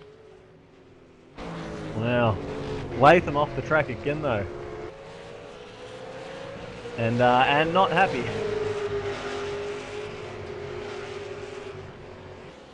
The Latham is going to be in trouble with that one. Tyres are probably going to be shot from that spin at turn 1. Side-by-side contact as Ellis exited the pits. But was going to say, just ahead of that, that's done a strategy call from Michael Fulcher's team has been a pretty good one. That's put him up in what looks like a genuine 4th or 5th position in the race. Yeah, most definitely. He's running very strong and very consistent. He's going through his lap times. He's just been pumping out the same lap time pretty much every lap. He's been staying out of trouble, which is one of the biggest things tonight. And he's definitely up there. Now he is going to be locked in a battle with, we got him there, Mitch McLeod in front of him and Tony Autridge behind him. Tony Autridge is side by side with Chad Chastain, and he's carted Chastain wide. Chad Chastain was on the podium. That was Chastain exiting the pits. Chastain's had a very slow pit stop, and he's come out right in the middle of this fight, and Chastain back into 7th position. Madison Down's going to assume the race lead, but Chastain has dropped from the podium down into a potential 6th, 7th, or maybe even worse, depending on where Madison Down comes out. Now Chastain is all over the back of Tony Autridge. With fresh tyres, you expect Chastain to have a lot of pace on him. Yeah, Chastain's got the move done on Autridge and he's eyeing off Michael Fulcher, but Mitchell McLeod's been a big winner out of all the pit stops as well. He's had quite a short pit stop where he's jumped in front of Fulcher.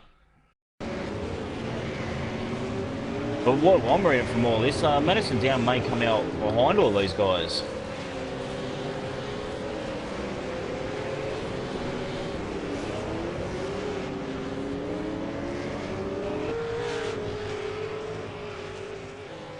Well, we know that the top 2 is going to be Richard Hampstead and Jared Filsell.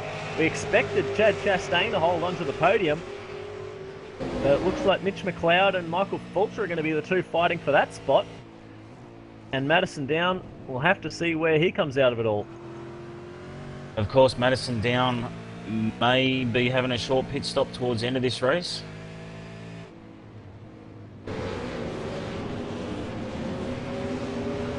Hearing over the comms that Richard Hampstead's apologising. Yeah, I went and had a look back at that. That was a lap car sort of waving in past, and Hampstead sort of went to knock.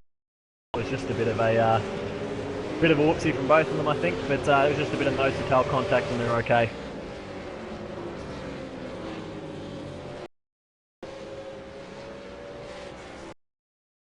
Now I've got a situation I'd like some of your input on it, so to speak, Leo. That incident between Latham and Ellis. Admittedly, Ellis did a very good sportsmanship-like thing and readdressed the situation, but do directors, the stewards, just let it go, or would you still serve a penalty? I don't really know what they'd be thinking on sort of accord. I know for a fact that if there was no redress, that would definitely be a penalty, and Reese has been the one talking to the steward, so he might have a bit of information on that one, but it's probably the sort of thing I'd prefer to steer clear of myself. Yeah. Trying to spark debate among our viewers. Well, I have received information from the stewards. There has actually been a penalty issued for that. Lee Ellis has received a 25-point penalty for that incident. So 25-point penalty coupled with the redress, that seems quite fair.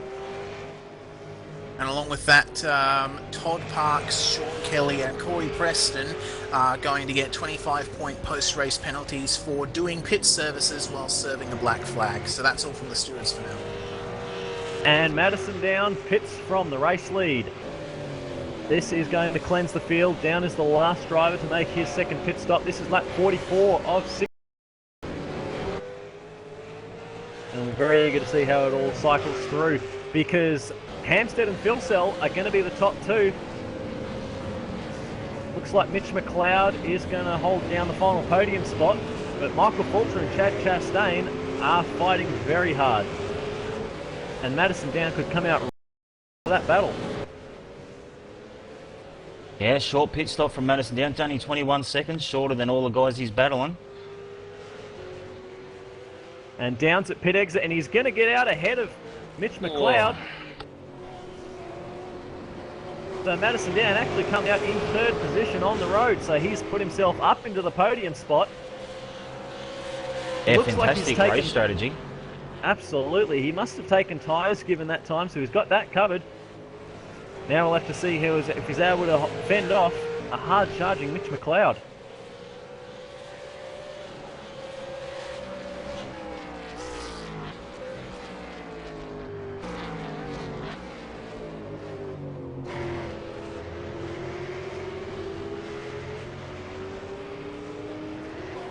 So with all the pit stops complete, we'll run through.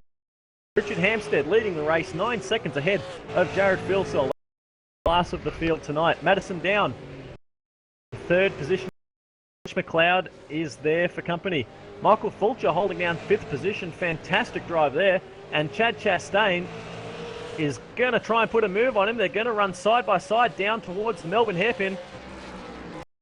Inside has a lunge under brakes. He's got the high ground, and that's going to be an easy move done from Chastain, putting Fulcher back into position number 6. Tony Ortridge in 7th, followed by Matthew Hill, Lee Ellis, who's been in the action, and John Latham rounding out the top 10. There's certainly been plenty of action, and we've still 15 laps to go. I think we're going to see a bit more before this race is out. Well, there are still a lot of different race strategies that are in play at the moment.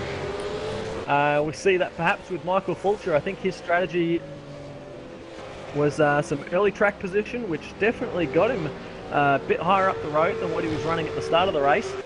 But he's fallen back into the clutches of the guys that pitted later than him and that have got fresher tyres, such as Chad Chastain. But he's still running higher than where he would have been before pit stops. So that's a successful strategy as he runs at the moment.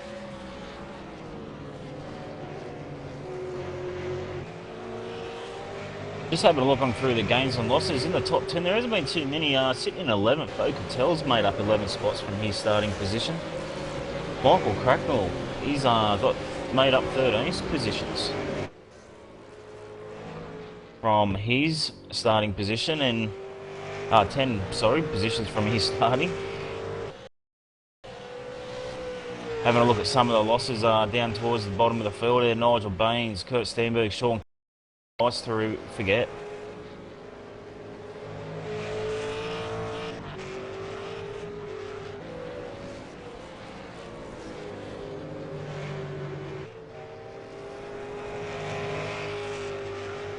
The other man who was on a move early was Jake Burton, starting 31st in the field, finds himself in position number 15. Got a bit of clear track at the moment because his nearest competitor, Ian Ford, is 2.5 seconds up the road. They'll have the sight set on Ian Ford, trying to close in and claim another position.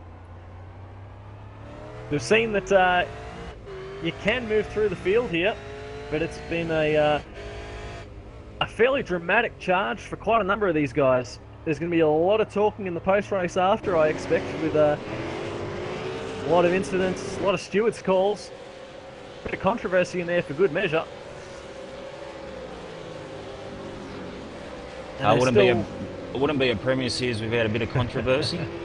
And there's still 15 laps to run. Richard Hampstead, race leader, has just begun. Lap 47. of 60 in this race. Just been in command the whole time, and his lap time's still the class of the field, still the only driver lapping in the 129s is Richard Hampstead. Everyone else is down in the 30s or lower.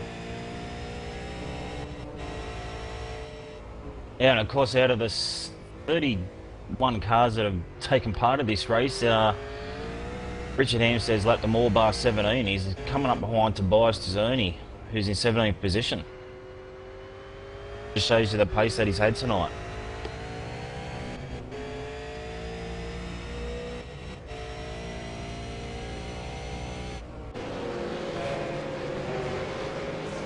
Of course, Tizzoni's in a great battle with Curtis Chipaway.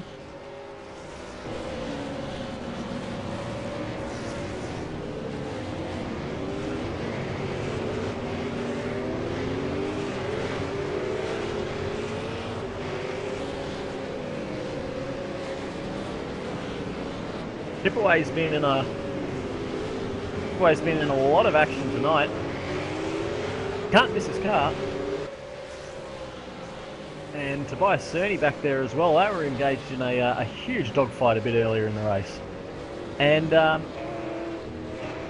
Aaron Ellis has blown his engine. yeah, I was just looking for that.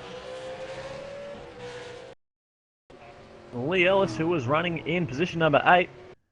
That's been a huge let go at turn 1. Car's just launched itself in the braking zone. So that'll be Ellis out and done.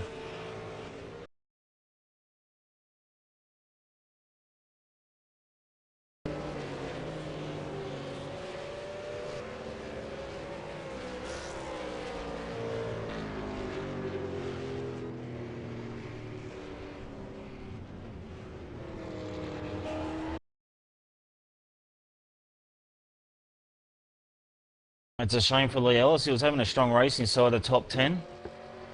Had his fair share of incidences tonight. The guy who's coming under pressure is Fulcher from Tony Autridge. Tony Autridge's been bringing that gap in closer and closer every lap.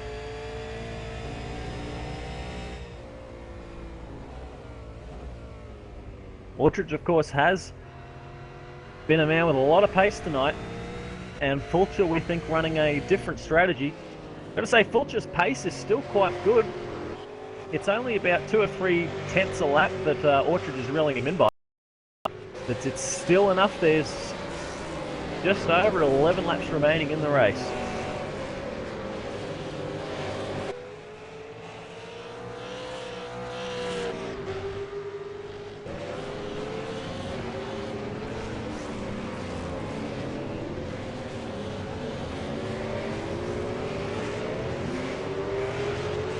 Madison Down's been able to open up the gap back to 4th position, which is Mitchell McLeod. About 5 seconds in front now, so podium position for Madison's looking quite good, but he's 23 seconds behind Philsell, who is 10 seconds behind Hampstead. So top 3 definitely spread out. I'd say I was not quite expecting Madison Down to pop out in the 3rd position there, given the sheer amount of time that he lost. I was expecting him to pop out maybe around 5th or 6th position. Of course, not saying he wouldn't have run to the 3rd position, but really impressive pit strategy there to be able to come out ahead of those guys he was racing with fresh tyres and then be able to pull away.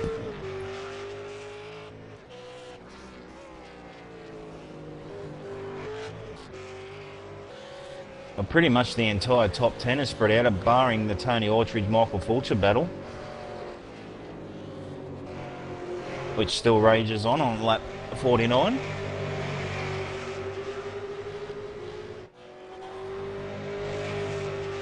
These guys must start and be feeling the pinch now. They've been in the car for over an hour.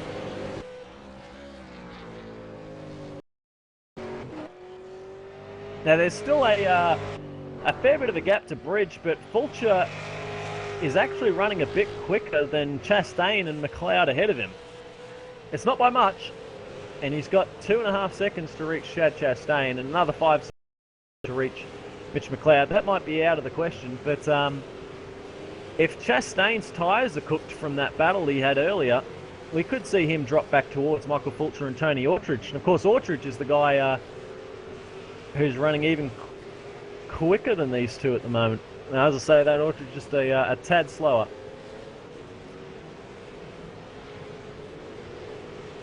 So we've seen tyre wear be a big factor in the earlier stints.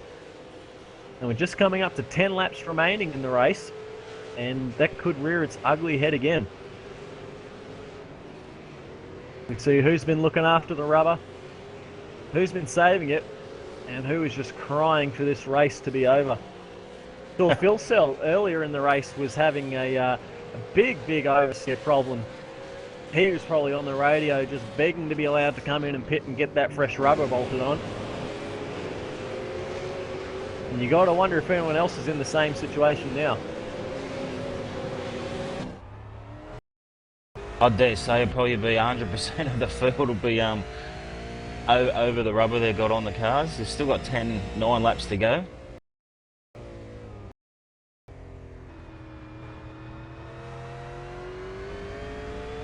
The other battle is still just won't go away. He's the Curtis Chipaway to Tobias Ernie. The guys are separated by less than a second.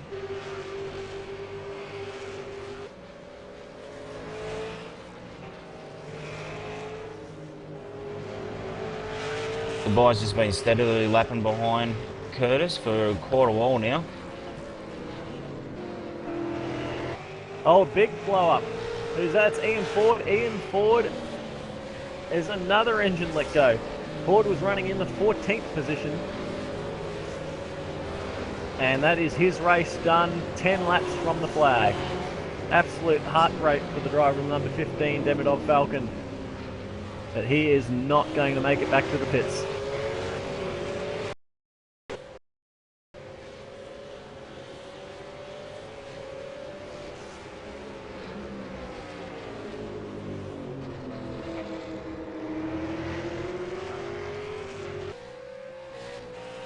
We've got Michael Cracknell in the Sim Pits SDC mode. And he's got a lot of pace and he's caught right up behind Dylan Sharma.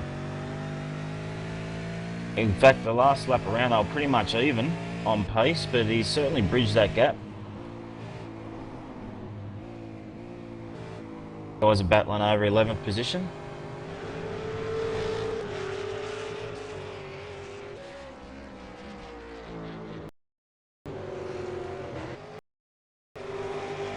Had pace. He's one of the half a dozen or so drivers that were in the 29s for their fastest laps, but the race just didn't happen the way he was hoping it would. Had a bit of contact earlier on, bit of damage, bit of an off-track excursion. Now he finds himself in 11th position with 9 laps remaining in the race. Michael Cracknell, on the other hand, in car number 05, started in 23rd, finds himself potentially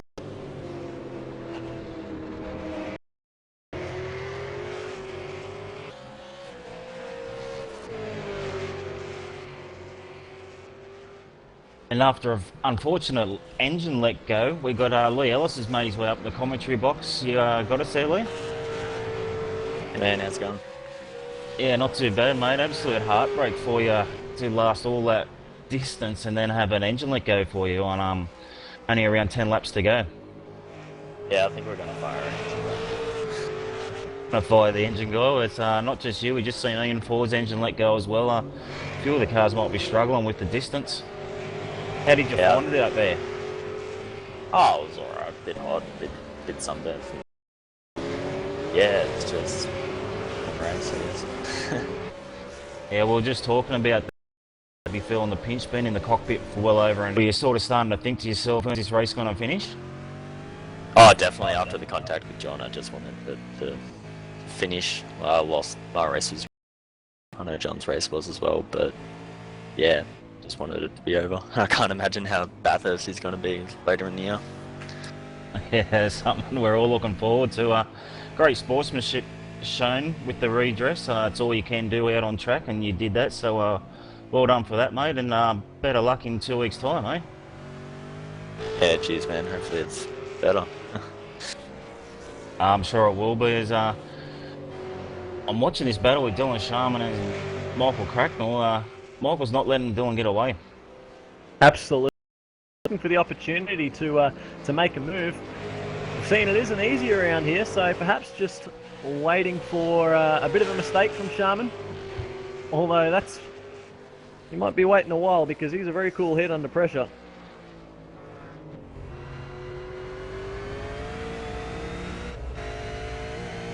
Matching each other for lap times they are, and just maintaining that gap of about half a second between them. Same situation, a bit further up the road between Michael Fulcher and Tony Autridge. That's hovering about the same sort of gap. Half a tenth here. And it's half a second at the line between Fulcher and Autridge, position number 6. Yeah, Fulcher's doing everything right at the moment. He's hitting the he's just driving it north the way he's done. Autry's just not able to encroach on that gap on him.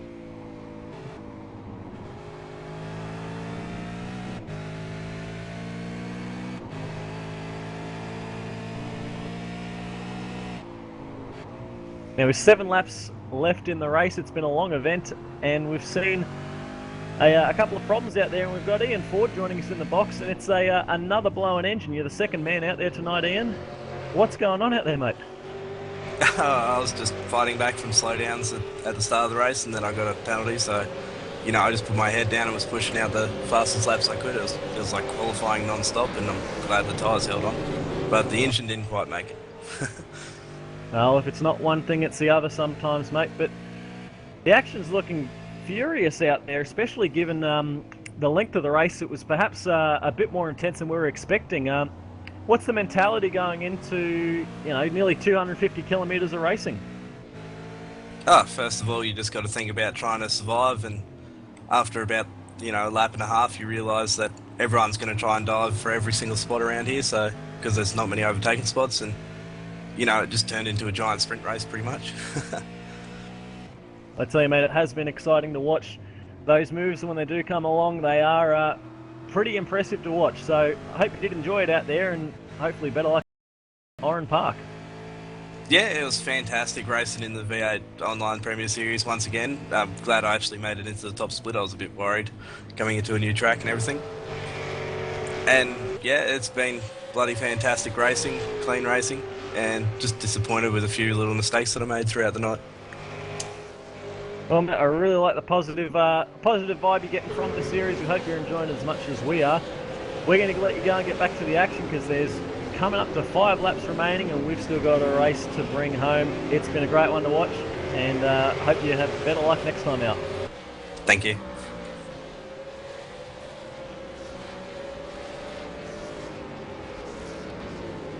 Brooksy, still keeping my eye on that battle with Fulcher and Autridge. Yeah, mate. Okay, I've been watching as you were speaking to Ian. It's sort of ebbing and flowing a little bit, the gap. Autridge will catch a little bit, just as he does now under brakes into the second last hairpin. But then you get out of this last hairpin, and Fulcher just seems to be able to get the power down through that first sector again. He's driving a smart defensive race, is Michael Fulcher. You see him taking a shallow line into that first hairpin. He's doing just enough to keep Tony Autridge behind him. As we say, there's a bit of a slide on corner exit. Let's see what happens here, because Autridge looks like she's got a big run. Seen a couple of moves in turn 1, but Autridge isn't close enough to pull it off. He's going to have to wait for another opportunity through the crane of curves on that Kamikaze Falcon. His tyres are 1 lap younger than Fulcher's, but I don't think that would count for much right now. But they often say it's a lot easier to follow than it is to pass and lead, so finding that spot around here, it's not the easiest track, and if Fulcher's clean and smart, I think he may be able to hold on to this for these last 5 laps. Well, there is 4.5 laps remaining for these guys. Come once again to the prime overtaking section on the track. Heading up to this chicane. We haven't seen any moves through the chicane, but drivers have been setting up passes at the hairpin through a good run through here. Autridge's car looks like it's changing direction a bit better, but really impressed with the drive that Fulcher's getting off those corners.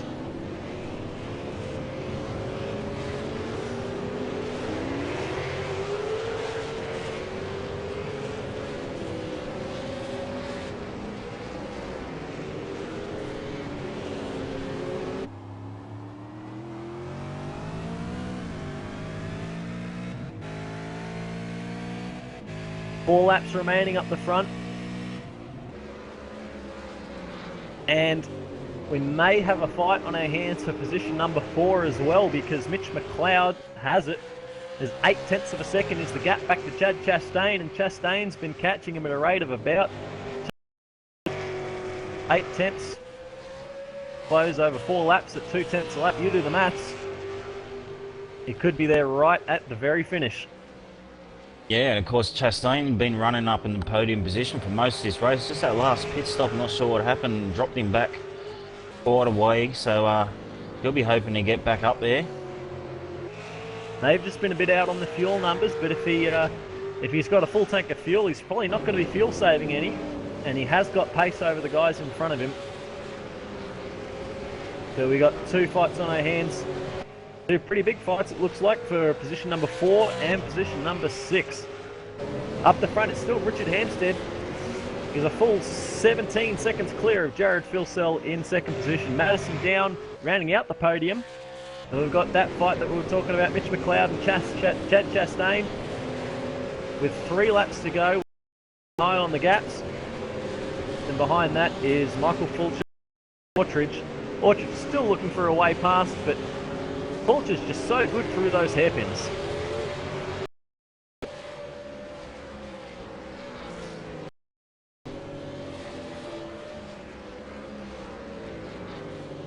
Yeah, you can't take anything away from the way that Fulcher's driven this race tonight. He's well, we saw him running up around 3rd and 4th spot there for a while. He started 10th, sitting in 6th. He's done a great job. From a relative new team, Kamikaze Racing, him and Mark Anderson and Corey Preston, so doing really well to be battling up here with the likes of TTR drivers.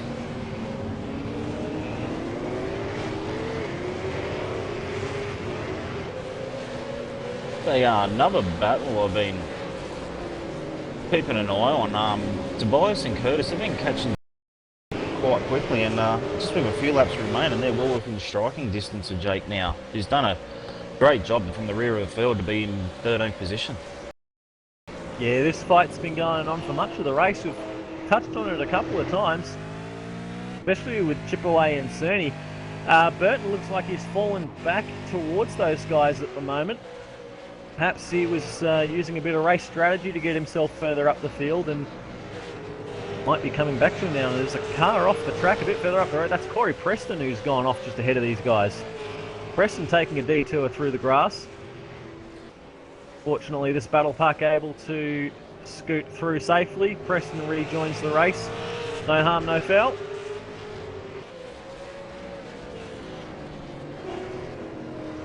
And up the front, 2 laps.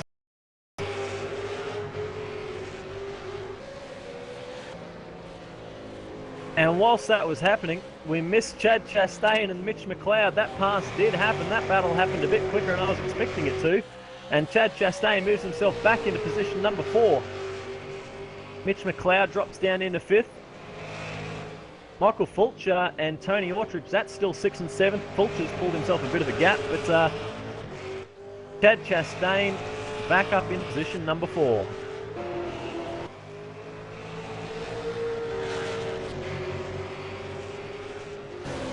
And Richard Hampstead has begun the final lap of the race. 4 kilometres to go until victory number 4 in the series for Richard Hampstead. Jared Filsell still holding a tidy 2nd position.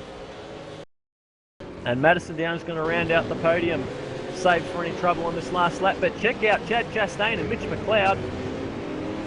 These guys are coming to commence their final lap of the race, and the fight is not over yet.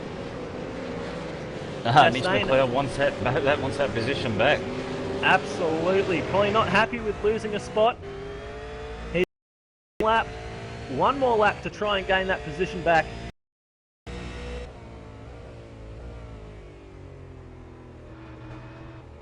"12 corners to do it in." You got to take your hat off to Richard Hampstead. Led from the green flag, pretty much led the whole way, barring some pit stops. 13-second lead over 2nd place of Jared Filsell. He's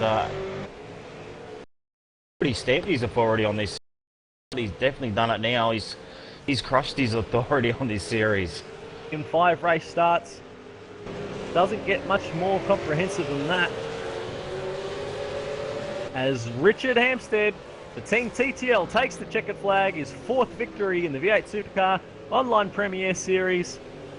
A lights the flag victory once again for driver of car number 28. And Jared Filsell crosses the line for another podium. Madison down. He's going to find his way onto the podium once more. Position number 3 for driver of the Ultimate Karting Sydney. Impressive strategy move there. Yeah, your strategy played real well to get him back up onto the podium. And we got to say hats off to Chad Chastain for driving his way all the way back up into 4th. He was about 7th or 8th after that stop. Mitch McLeod brings it home in 5th. Michael Fulcher hangs on just to take 6th position, and 7th to Tony Autridge.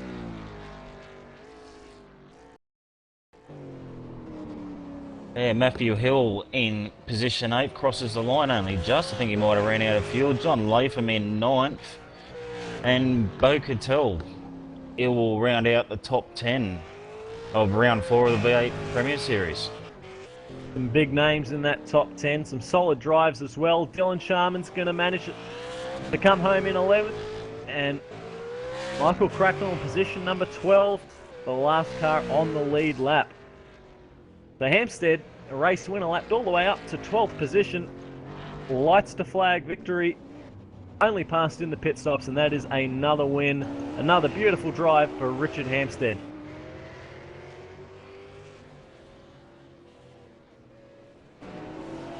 Yeah, and if any of our YouTube viewers guessed Hampstead right, you might be in for some carnival candy later on. Oh, I love a bit of competitive nature between the viewers there. But I tell you, Hampstead with the form he's carrying, it's a hard thing to bet against. Yeah, most definitely. Yeah, I can't see anyone beat him in this series. Actually, he's come out and he's just blitzed every single session pretty much he goes in, whether it's pre-qualifying, qualifying, practice, warm-up, or races. So definitely the man to beat, and no one's got an answer for him at the moment. Well, there's still a lot to play for here in the Online Premier Series. Round number 4 tonight, our first trip to Donington Park. But we've got some exciting events coming up because we have got the Australian leg coming up. We're going to head to Phillip Island Oran Park and, of course, Mount Panorama to close out the season. And I know that everyone is going to be looking forward to that final stretch. We certainly will be. Oh, most certainly. Australian track's always special to us Aussie drivers, no doubt. At Phillip Island and especially the Bathurst race. Bathurst may or may not have the new Holden and the updated Falcon, which could be good. But they do expect driver swaps in by then. Are they going to throw a driver swap at this series just to test it out? Who knows? But got a couple of races before then, and keen to see all the guys back in a fortnight to see how they go. Absolutely. So we should take this opportunity to run through the official race results. Because once again, it is Richard Hampstead taking the race win from pole position. Fastest lap of the race in there as well.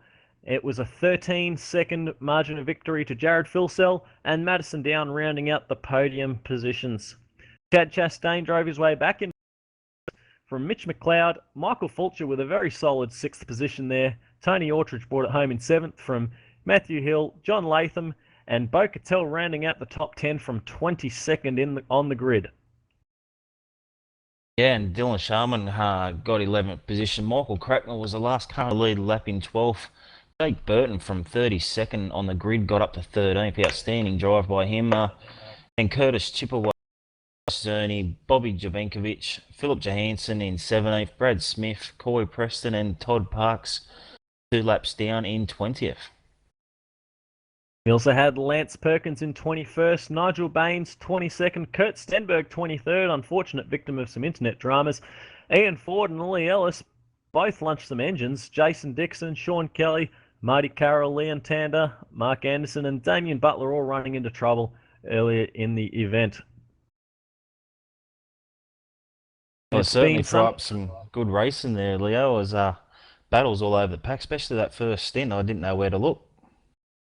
Absolutely, it's been something of a hallmark of this online series, hasn't it? It's been consistently not just good racing, but it's been interesting racing because there's a lot of different ways to skin a cat, as they say, and the drivers are learning that.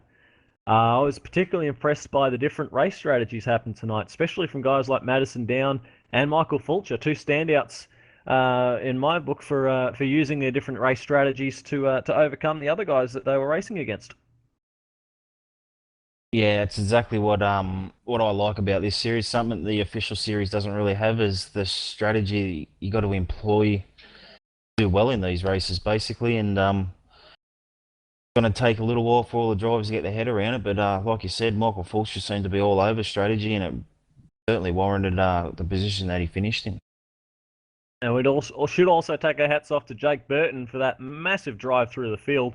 32nd to 13th, and we saw him on track plenty of times, so you know it wasn't an easy run through the field because he got the whole way through. Yeah, he certainly did, and he kept it clean. There was no penalties handed out to Jake from what I could remember, so kept it clean. He's obviously would have been very disappointed in his qualifying, but to get back to 13th, it's a good bag of points for him, and he'll look on to go into Oran Park with a bit of wind in his sail and qualify a bit better, and who knows where he'll be.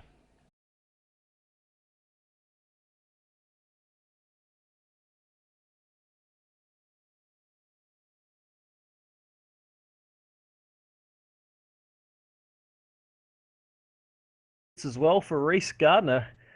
Mate, they're keeping you busy with these endurance events, aren't they? Oh yeah, they certainly are. It's I'll be glad to take a little bit of a break next round at Oran Park, but of course that does not mean that I don't like doing the pit reporting for these races. The endurance events are what I live for here at V8's Online, and I'm definitely looking forward to Bathurst especially. That's going to be amazing. Yeah, that's the one that you'll be most busy at for sure. Now, starting to filter in through to the commentary box here. Been a while since we've had the opportunity to do this due to scheduling, but man, it's very interested to hear the thoughts of some of the guys out there. I'll have a bit of a look and see who we got. It was Mitch McLeod was joining us here. Mitch brought it home in position number 5, but mate, had your hands full in a big battle at the end with Chad Chastain. How good was that?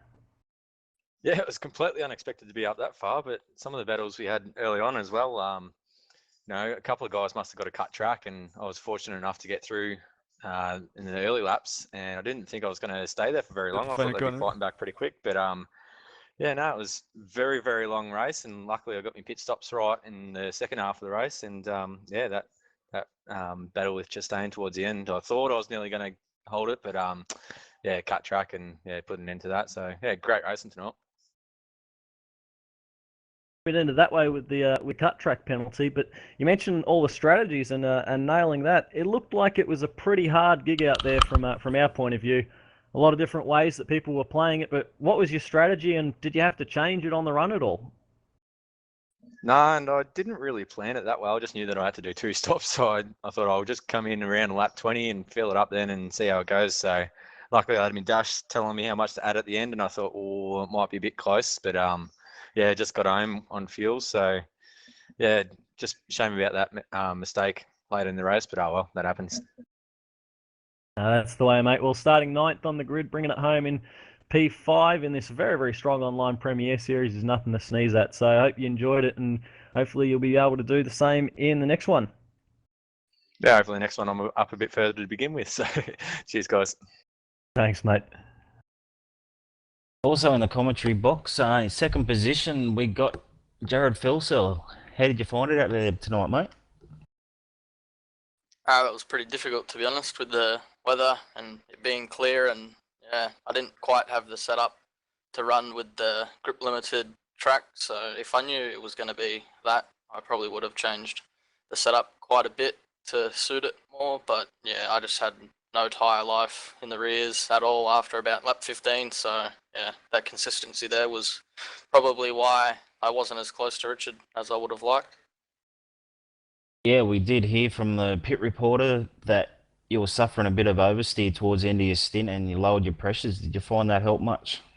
No, that completely ruined the car, to be honest. Yeah, I don't know. I went down on the rear anti-roll bar too early in the stint, and then the thing was just really, really bad. So yeah, I really got to look after that left rear tire here, especially so many right-hand corners. So yeah. Anyway, mate, you were able to run with Hampstead for quite a while in that first stint. Must give you some confidence heading into Oran Park in the back half of this series. Yeah, it was good being behind him for a bit, but yeah, as soon as I made a mistake, that's where he just gapped me straight away because my tyres had it. So yeah, looking forward to Oran Park. Haven't driven there for a while for unknown reasons, mostly real life. But yeah, looking forward to getting up there and battling with Hammer with his TTL hacked setup. The strategy change for you and the ANZ guys that race, or is that how you planned it from the start?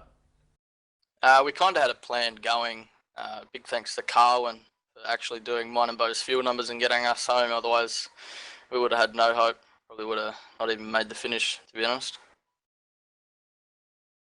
Anyway, well done on second place, and I believe you've got someone there, Leo.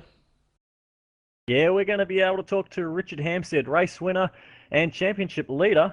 Actually, the first opportunity we've had to talk to Richard during the online Premiere Series, and now 4 race wins on the trot, Hammer. How good does that feel? Yeah, pretty good. We've definitely got a pretty good setup at the moment, so I've just been trying to take advantage of it while I have it. So yeah. Well, mate, you're definitely the form guy in the field at the moment. 4 pole positions in a row, 4 race wins, and fastest lap in the race in this one too. And I hate to say it looked easy, but you're definitely in control out there, mate. Yeah, I struggled a bit early on. Jared was within a second, first 10 laps or so, and I was struggling with a lot of understeer. So throughout the race, I sort of played with the bars and tuned the car off a bit, and it was a lot better towards the end. Yeah, than it was at the start. And I also had big issues with our team speed went down, so I had to fuel strategy on the fly, which was pretty difficult. Yeah, we heard about that. But something I was going to ask then, running as well as you are, leading pretty well the whole race. You mentioned changing the car. How much do you have to think on the fly and keep on top of changes of the car, of the weather, those sort of things through a race like this? Yeah, well, you've always got to do whatever you can to get the most out of the car. So, I mean, early on, I understeered off the track at one stage, so I knew I had a pretty obvious balance issues. So, yeah, just a couple of bias changes and roll bar changes fixed that pretty nicely for the rest of the race. Now we're about at the halfway point of this first season. We know it is just a test season, but I know all you drivers are certainly very keen to put your hand on a trophy. I know it's early days, but you got a claim to that one yet? You're going to say it's nearly yours? You're going to lay down a bit of a challenge to anyone else out there? No, I think it's probably a bit early for that. There's still a lot of there's a lot of races left, and there's no drop around. So if you have a bad race, points advantage is gone. So really way too early to be talking about that. Oh, there we go. Just trying to spark it up a bit, mate. Yeah, that's fair enough. And congratulations again. We'll leave you to it, Hammer, and see you out next time at Oran Park. Cheers, guys. Another guy we got to drop in for a chat is Bo Cattell, 22nd to 10th. Mate, one of the drivers of the night. You must have enjoyed your trip back in the V8 Supercar. Yeah, it was a pretty good night. I haven't really got a grip on this car since the update, and yeah, it was just good fun to get some consistency happening and stay clean. So still got a long way to go in terms of pace, but really enjoyed myself.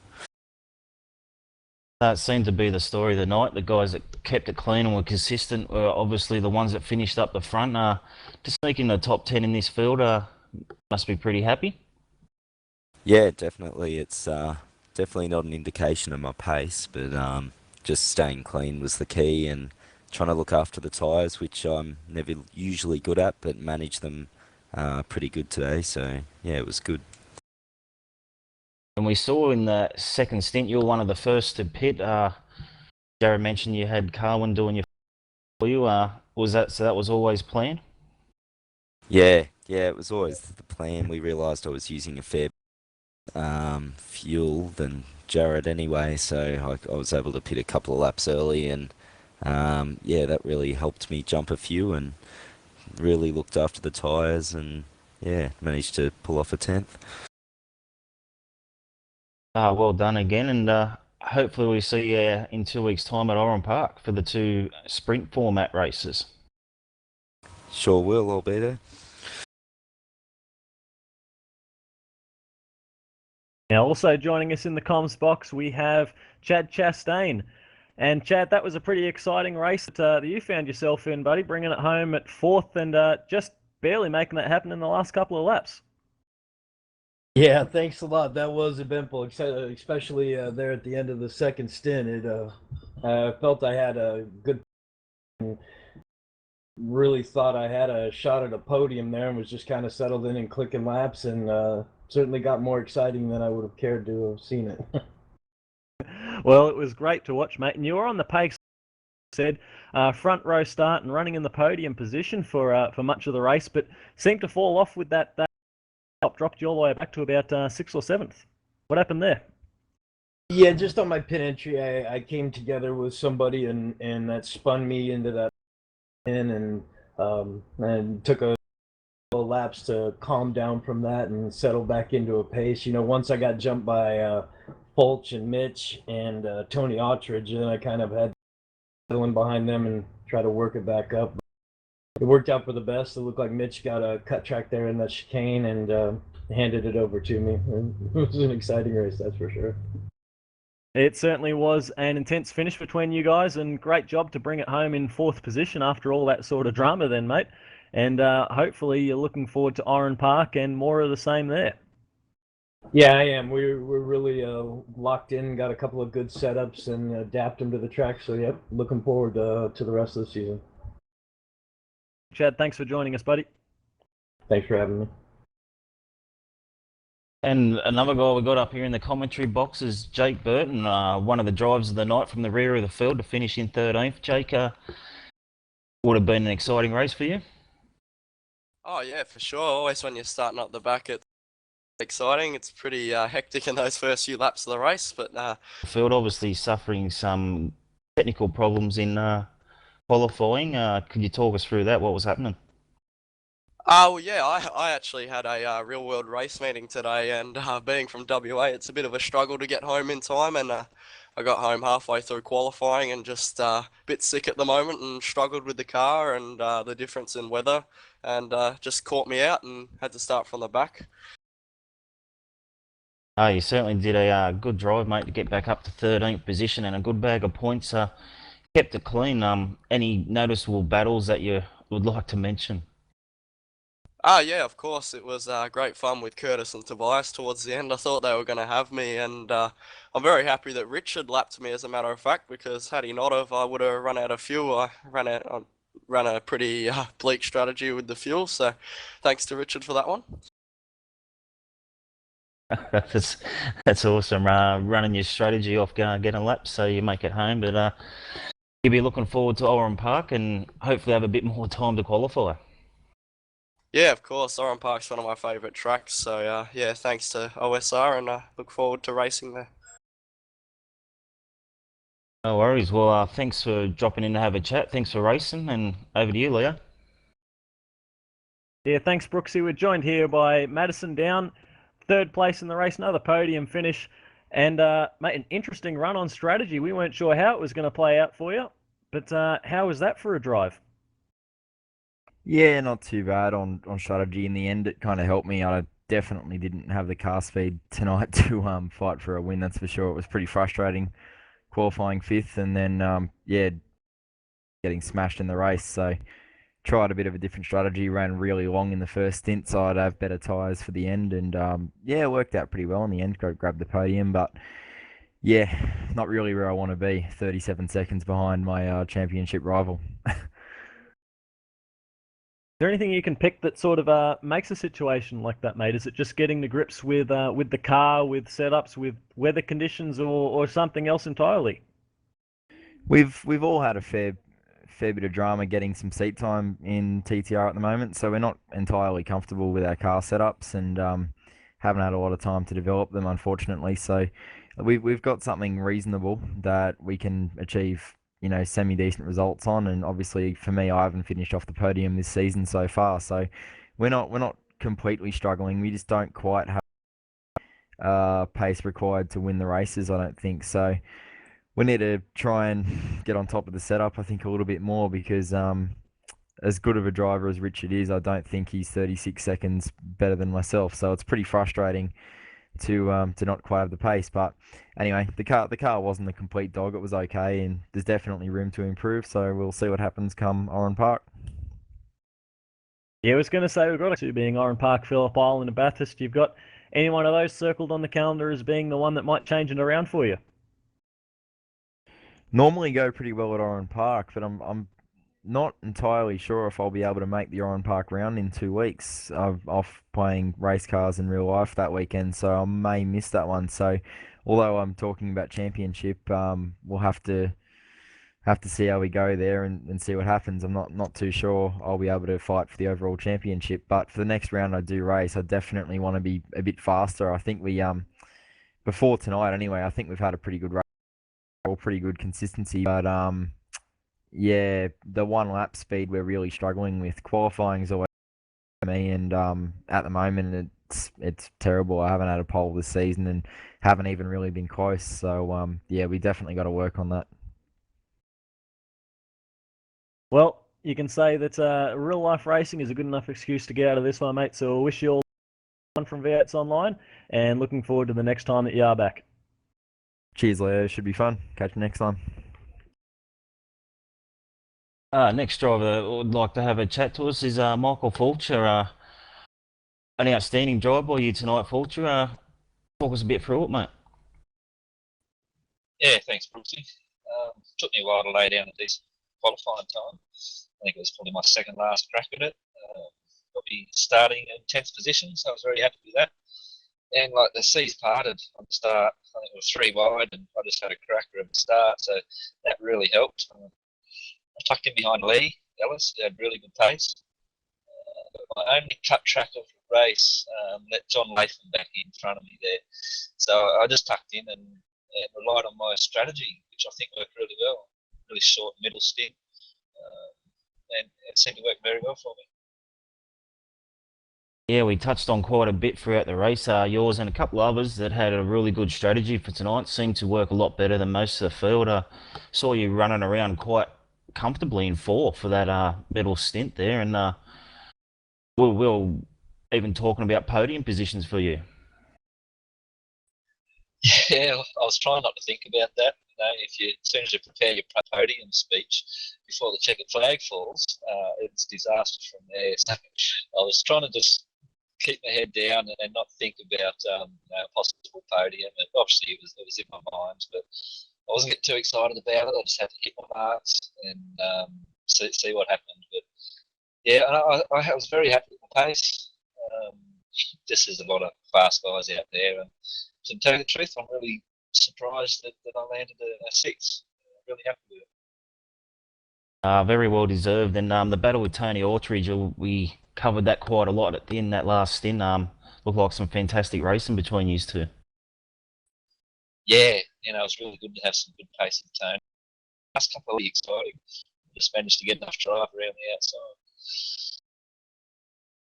All in all, a very good race from you tonight. 6th position in this field is an outstanding effort, and no doubt we're going to see you up there in the top 10 at Oran Park in 2 weeks' time. Yeah, I hope so. I do like Oran Park. Nothing sensational to offer there, I don't think, but I should have some reasonable pace. So bring it on. All right. Well, thanks for having a chat, and I think Leo's got Tobias to have a chat to. Yeah, we got Tobias Cerny from the Powerbond Daco team joining us. At home in 15th position, probably not where you wanted to be, but there was some exciting racing that you were a part of, Tobias. What was it like from your point of view? Yeah, hello guys. Yeah, that was pretty tough there.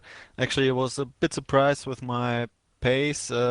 First couple of practice there, I was a bit off, but then got a good time in, starting yeah in the middle of the pack, and got passed by several guys there in the first couple of laps. Got in the second lap, got pushed from behind, had to avoid carnage in the final hairpin. So yeah, I found myself back down in 26 or something. Just tried to get it home easy, but it's not that easy on this track. I had absolutely no race experience here. It's basically my very first race. Had no chance to practice much because I wasn't yeah at home. Yesterday I was on the Sim Racing Expo at the Nürburgring, and basically I'm pretty happy to finishing in top 15. Had some really great battles. Um, so also Curtis getting the best out of it with we all had our share of dramas, a few slowdowns here and there, but it was good fun, and I'm certainly really looking forward for the final 3 rounds. Absolutely, mate. So are we. You mentioned trying to take it easy, but it didn't look easy at all out there. There was some big battles, big three-wide action, and this is the sort of thing that we've come to expect from this sort of racing. It must be enjoyable, even if you're not getting the results you want. Yeah, it's pretty enjoyable. Of course, always difficult if you're meeting another international driver there, so try to leave the extra gap for them. But I think I basically got through all the carnage quite clean, not getting any major damage, so I'm happy with the result and enjoyed the time on track. Excellent to hear, mate. Well, we look forward to the next round out. We'll see you at Oran Park. Yeah, for sure. And I think the last guy that's popped in over chat's Corey Preston. How did you find it out there tonight, Corey? Very difficult. Yeah, I've see you down. The first couple of laps was pretty hectic. I think it might have been Philip Johansson on lap 1 or 2. You got to slow down, and then he slowed down to let his penalty disappear, and he's done it mid corner at the chicane, and Tobias has had to slow it right up, and I think that was me that actually got into the back of him and pushed him through the gravel. But yeah, and then I was working my way up the pack. I mean, before I got black flagged for contact with Sean Kelly, he fired it. I defended into the first corner, into the first hairpin, and I thought where I placed my car would have said enough, like you're not going up the inside here. Hopefully he might have listened to where my car was placed, but no, he stuck it up there, and he pushed me in there quite a bit, and I was a bit aggrieved by that, so I thought I'd give him one back for his trouble, and yeah, black flag. So yeah, not a really good night. I really, and then when I actually got the black flag, I was frantically trying to untick my fuel and tyres. I think I left one front tyre, and it changed that, and then when I went out, the car was horrible, so I'm expecting a bit of a grid penalty or something next race, because I serviced during the drive-through. But yeah, really bummed about what I did to Chad. Because the car was handling so horrible. I went to let him by into the final hairpin, only I've braked and the car's just locked its rears, and yeah, I spun Chad around and like the race leader, and I'm like, oh no. And yeah, I'm pretty happy to get 19th. Like, it is 6 spots further than where I started, but yeah, not the best of races at all. Beauty about is in 2 weeks' time you can head to Oran Park to sprint races there. Might be able to pick yourself up off the canvas and do a bit of a job out there. Yeah, I'm usually pretty good at Oran Park. I mean,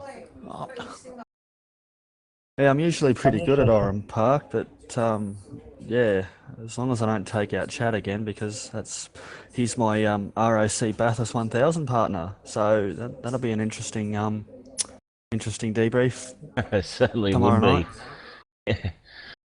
Well, thanks for having a chat. And Leo, you've got someone else who'd like to have a chat to. Yeah, we got Kurt Stenberg, who I believe he may be with us here. He had a bit of internet dramas earlier in the race and had to drop out. Not sure if Stenny's with us or not with us at the moment. That's a bit of a follow-on effect then, I think, of those internet dramas a bit earlier, perhaps. So a bit of a false alarm there. But Kurt Stenberg, of course, was primed for a pretty good race, but dropped out due to internet dramas and finished 4 laps down. Bit of a heartbreak there. But we might take the opportunity to have a quick word to Simon Black then from Oceanic Sim Racing. Simon, thanks for putting all this together, and you boys must be pretty happy with how everything's going for the online Premier Series at this point. G'day, Kane. Leo, boys. We're doing very well, mate. That Good, mate. racing was fantastic, I think, and you'd probably be just as happy with it too. Yeah, we had some great racing tonight. I think the development series guys to start out had a fantastic race. A lot of really nice passes and leaving each other enough room so they could race back. And yeah, it's really good to watch. And then the main race was very entertaining with the pit stops and the strategy. So yeah, I thought it was some really good racing tonight. Absolutely. Been very impressed with how the dev races have been coming along, and all the variety of action and options that the guys in the main race get has been a real standout for me too. So what's we're at the halfway point, and what's the report card for halfway through the first ever online Premier Series? How's it working out, Simon? Oh, I think we're doing pretty good. There's a few things that we will fine tune and try and make better, and make sure we cover all of the bases. But I think we're getting there, and it seems like everyone's having a lot of fun. So that's pretty good. We're all enjoying it. We're all having a really good time. But there's some people that are pretty keen to head off and watch some Formula One. So have you got any final words that you want to share with us, Simon? Anything else you want to add before we get out of here? Apart from thank you for you guys for getting up so early and actually getting up an extra half hour early so we could do Formula One. And yeah, thanks to everybody, and enjoy the race. And we'll see you in 2 weeks' time. Sounds awesome. Thanks for putting it on. So, Brooksy, that was another great night of racing. I think that it's, once again, from our point of view, met all the excitement criteria that we're looking for. Been very enjoyable to watch, hasn't it? It certainly did.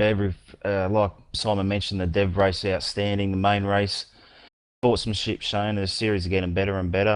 Guys are getting more used to racing with live marshalling. So, yeah, I think it's just getting better and better this series, and can't wait for Oran Park in 2 weeks. You're not wrong there. We got to wrap things up. There's a Grand Prix that some people are very, very keen and eager to watch. We're going to head away and hopefully see a good result from that one from everyone's favourite drivers. But of course, taking the victory tonight, Richard Hampstead, 4 wins in a row. Got to be happy with that one, Richard Hampstead, the TTL team, and anyone that's a supporter of that organisation. But of course, best winners overall, I think, is anyone watching, because that was some fantastic racing. You can join us next time out, 2 weeks' time at Oran Park. Join us same time here at V8S Online. Thanks again from Get Dirty MX, TrakRacer, and Oceanic Sim Racing for making all this possible. So we're going to head off. Bye for now. Enjoy the Grand Prix, and we'll see you next time.